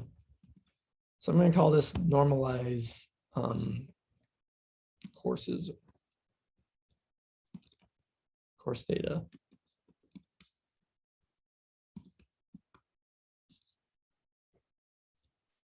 And then I'm just going to throw all of this logic in this function.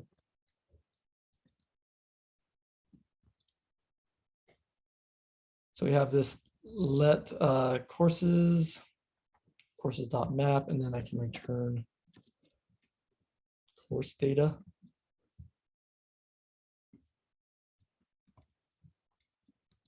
And then I can call this function.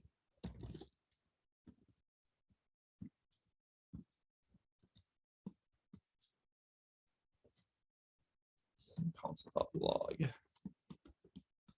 x.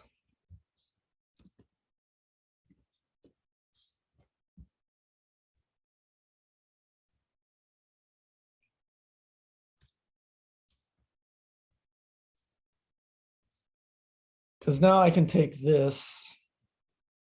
So let me get the 2 parts. What I really need for all of this is this. It's these 2 functions. I'm just going to delete all this so it's a little more clean. Sweet. There we go.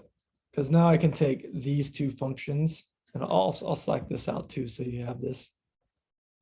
But I can take those 2 functions and just now I can throw those into my component. Fabio, did you do yours a little different than this way?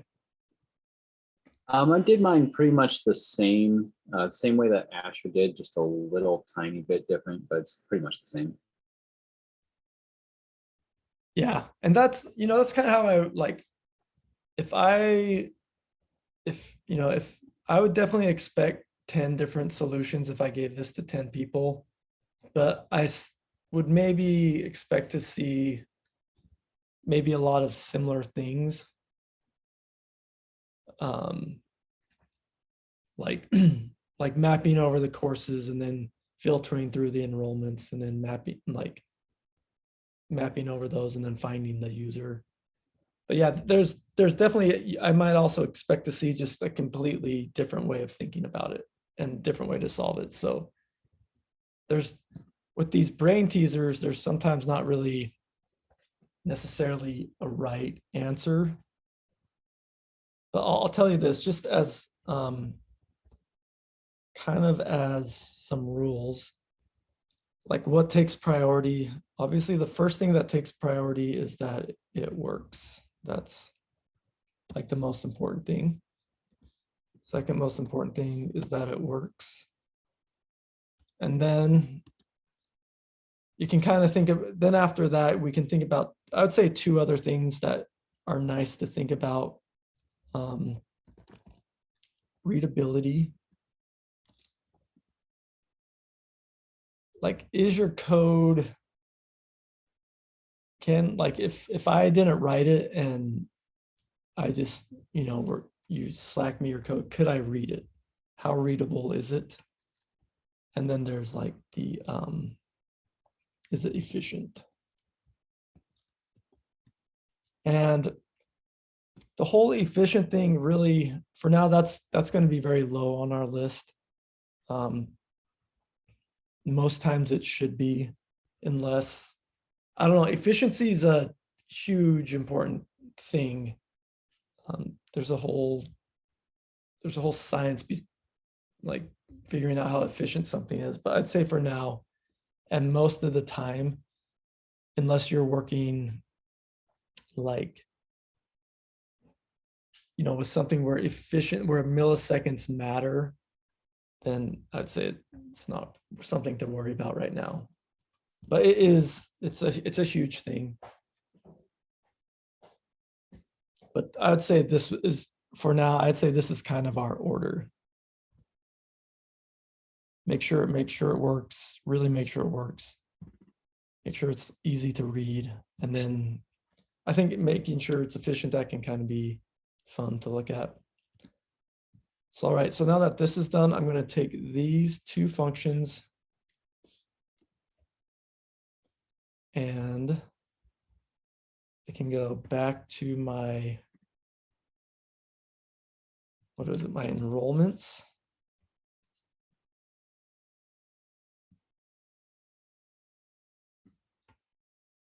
Go ahead and throw those functions inside of here.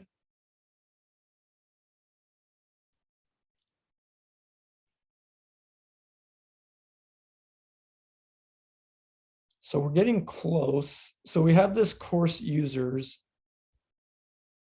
where we're mapping over our data, but that's just our hard-coded dummy data.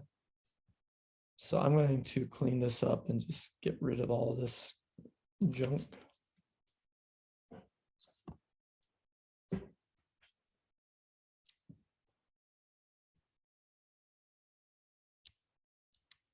Did we not get our data on this? Oh, okay, yeah. So we have our normalized data function. So all I need to do now is I'm going to grab this enrollments data.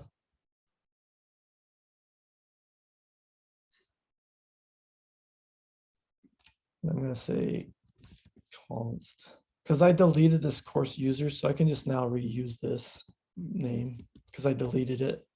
I'm going to call my normalized course data. And this one is going to map over my enrollment state.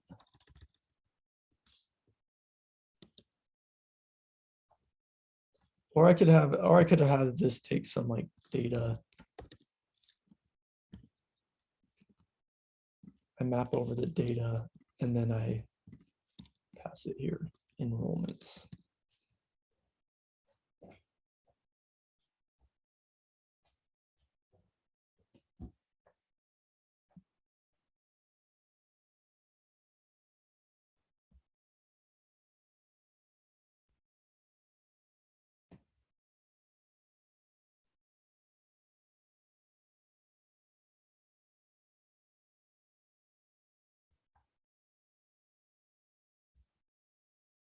Does not look like, so it's close.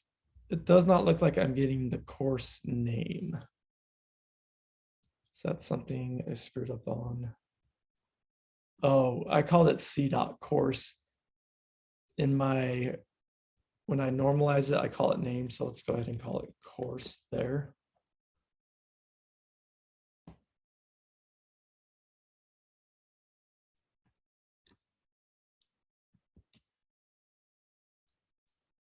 Is that grabbing it? Still not grabbing it.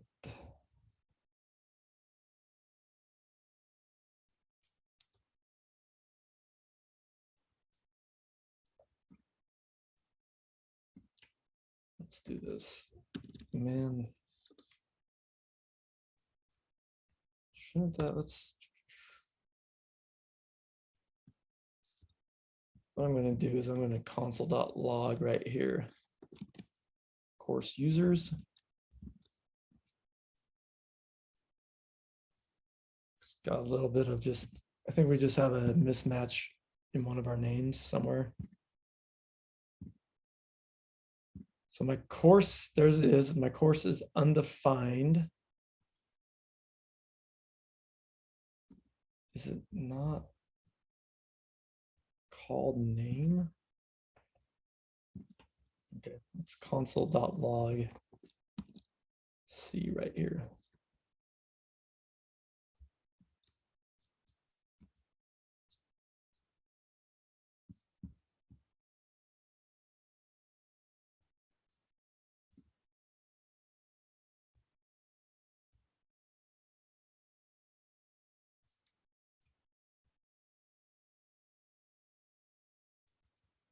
Oh wait, that is, oh sorry, no.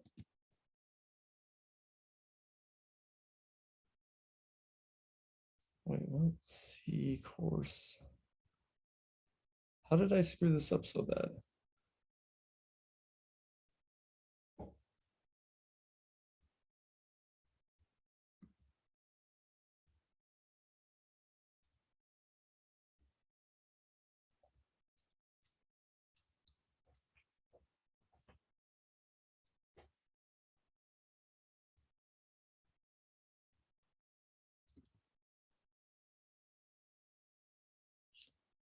Oh, wait, okay.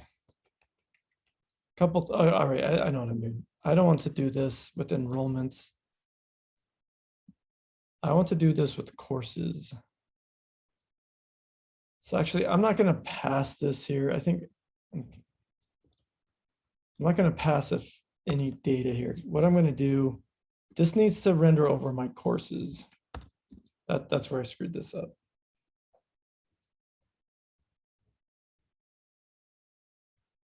Because this is my actual, this courses, that's my actual courses state. And my enrollments, this is the actual data I'm getting back from my Axios calls.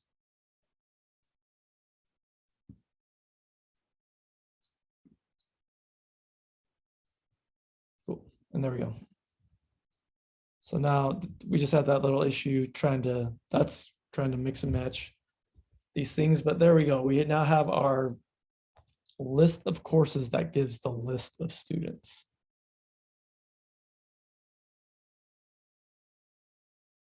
And we went from this kind of data, you know, that just where we're stringifying JSON, and then we're creating something a little more organized.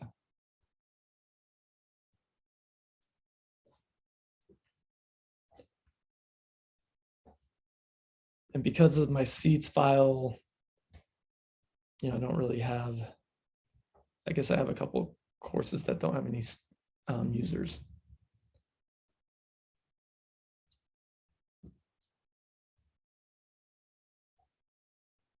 So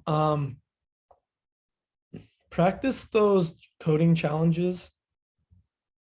Hopefully you can start to see like this type of stuff might come up quite a bit because, you know, you might be using a third-party API like Twitter API or like, you know, some other API where you're getting data and you really have no control on how that you're getting the data back because you're not the backend developer.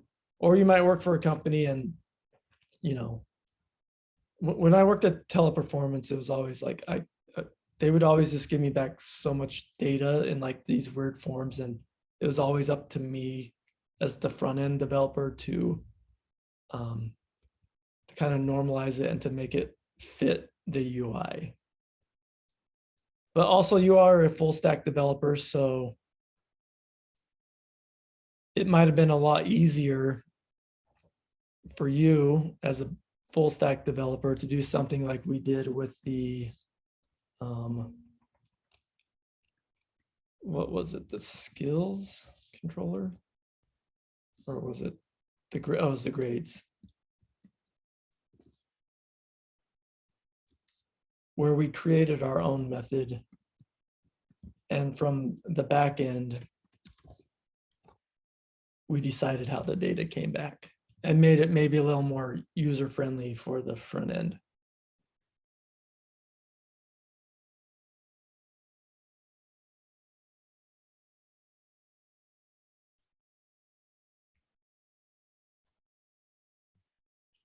Does that, I just want that kind of to make, like, there's kind of two different ways you can do that. You know, you can control how your data looks, how it's coming back from the back end, or on the front end, you know, we had all the data we needed in these 3 arrays to create this table. It just wasn't necessarily straightforward.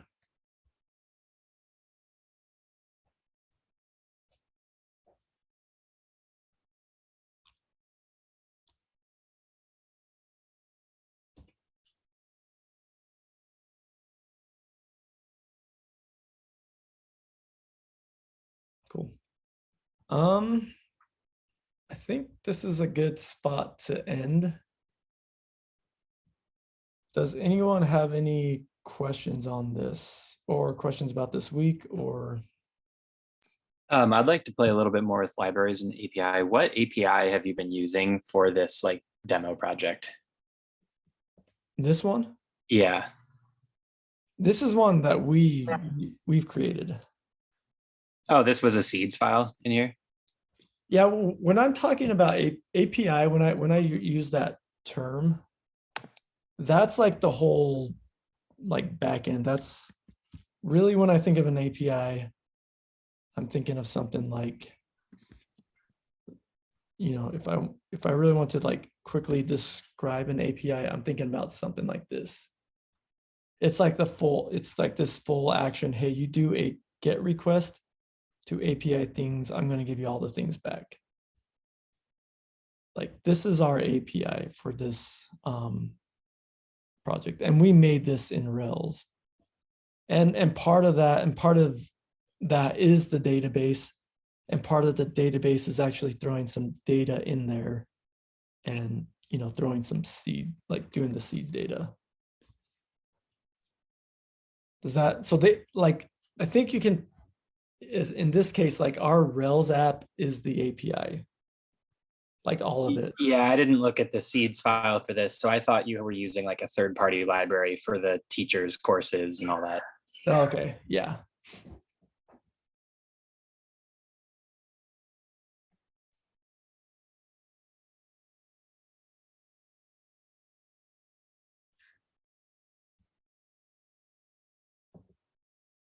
Cool.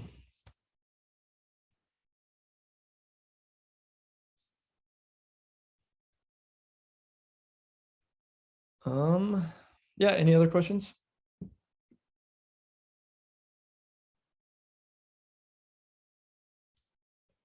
If not, good week, everyone.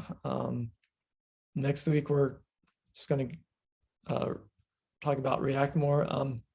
Madeline, you were asking questions, maybe, I think, was it more about like responsive design or like how to do some checks with that? And like Yeah, like how to get more into using the props to do specific stuff, like responsive design. So using props with responsive design. I think next week on Monday, we'll talk about hooks. I think one way we could maybe incorporate this is we could write our own custom hook that kind of determines the size of the screen window, and then we can use that like width to maybe do stuff in JavaScript. So we can use a custom hook to determine the width of the screen, and if it resizes, it'll change, and then we can have that like affect maybe some of the props going in.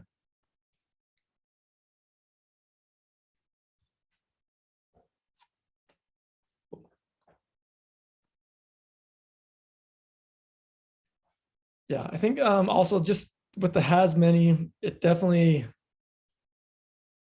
and as our databases start to get a little more complicated, it's definitely like the UI start to get more complicated.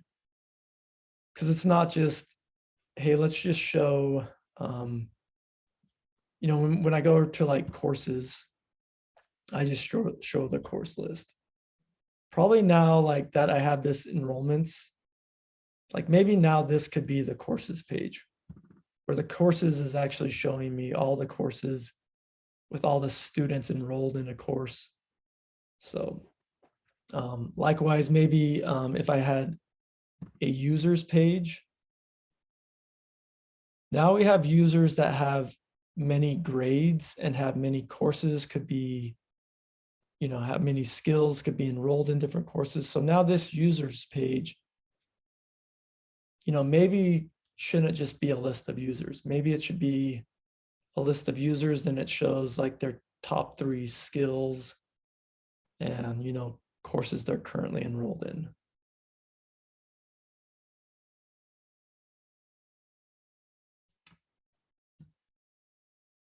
But so yeah, it becomes a lot more fun. Our UIs become a lot more interesting than just like these standard CRUD actions.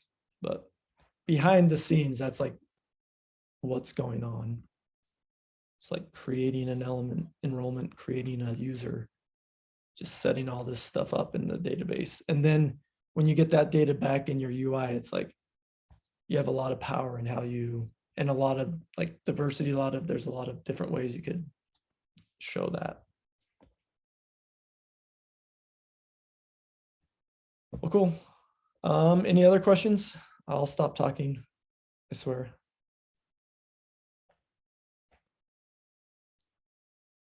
Cool. Let's take off for lunch. Let's come back at, let's just call it, I'll just give you an extra 10 minutes. Let's call it 1 o'clock. See you back at the TA channel at 1.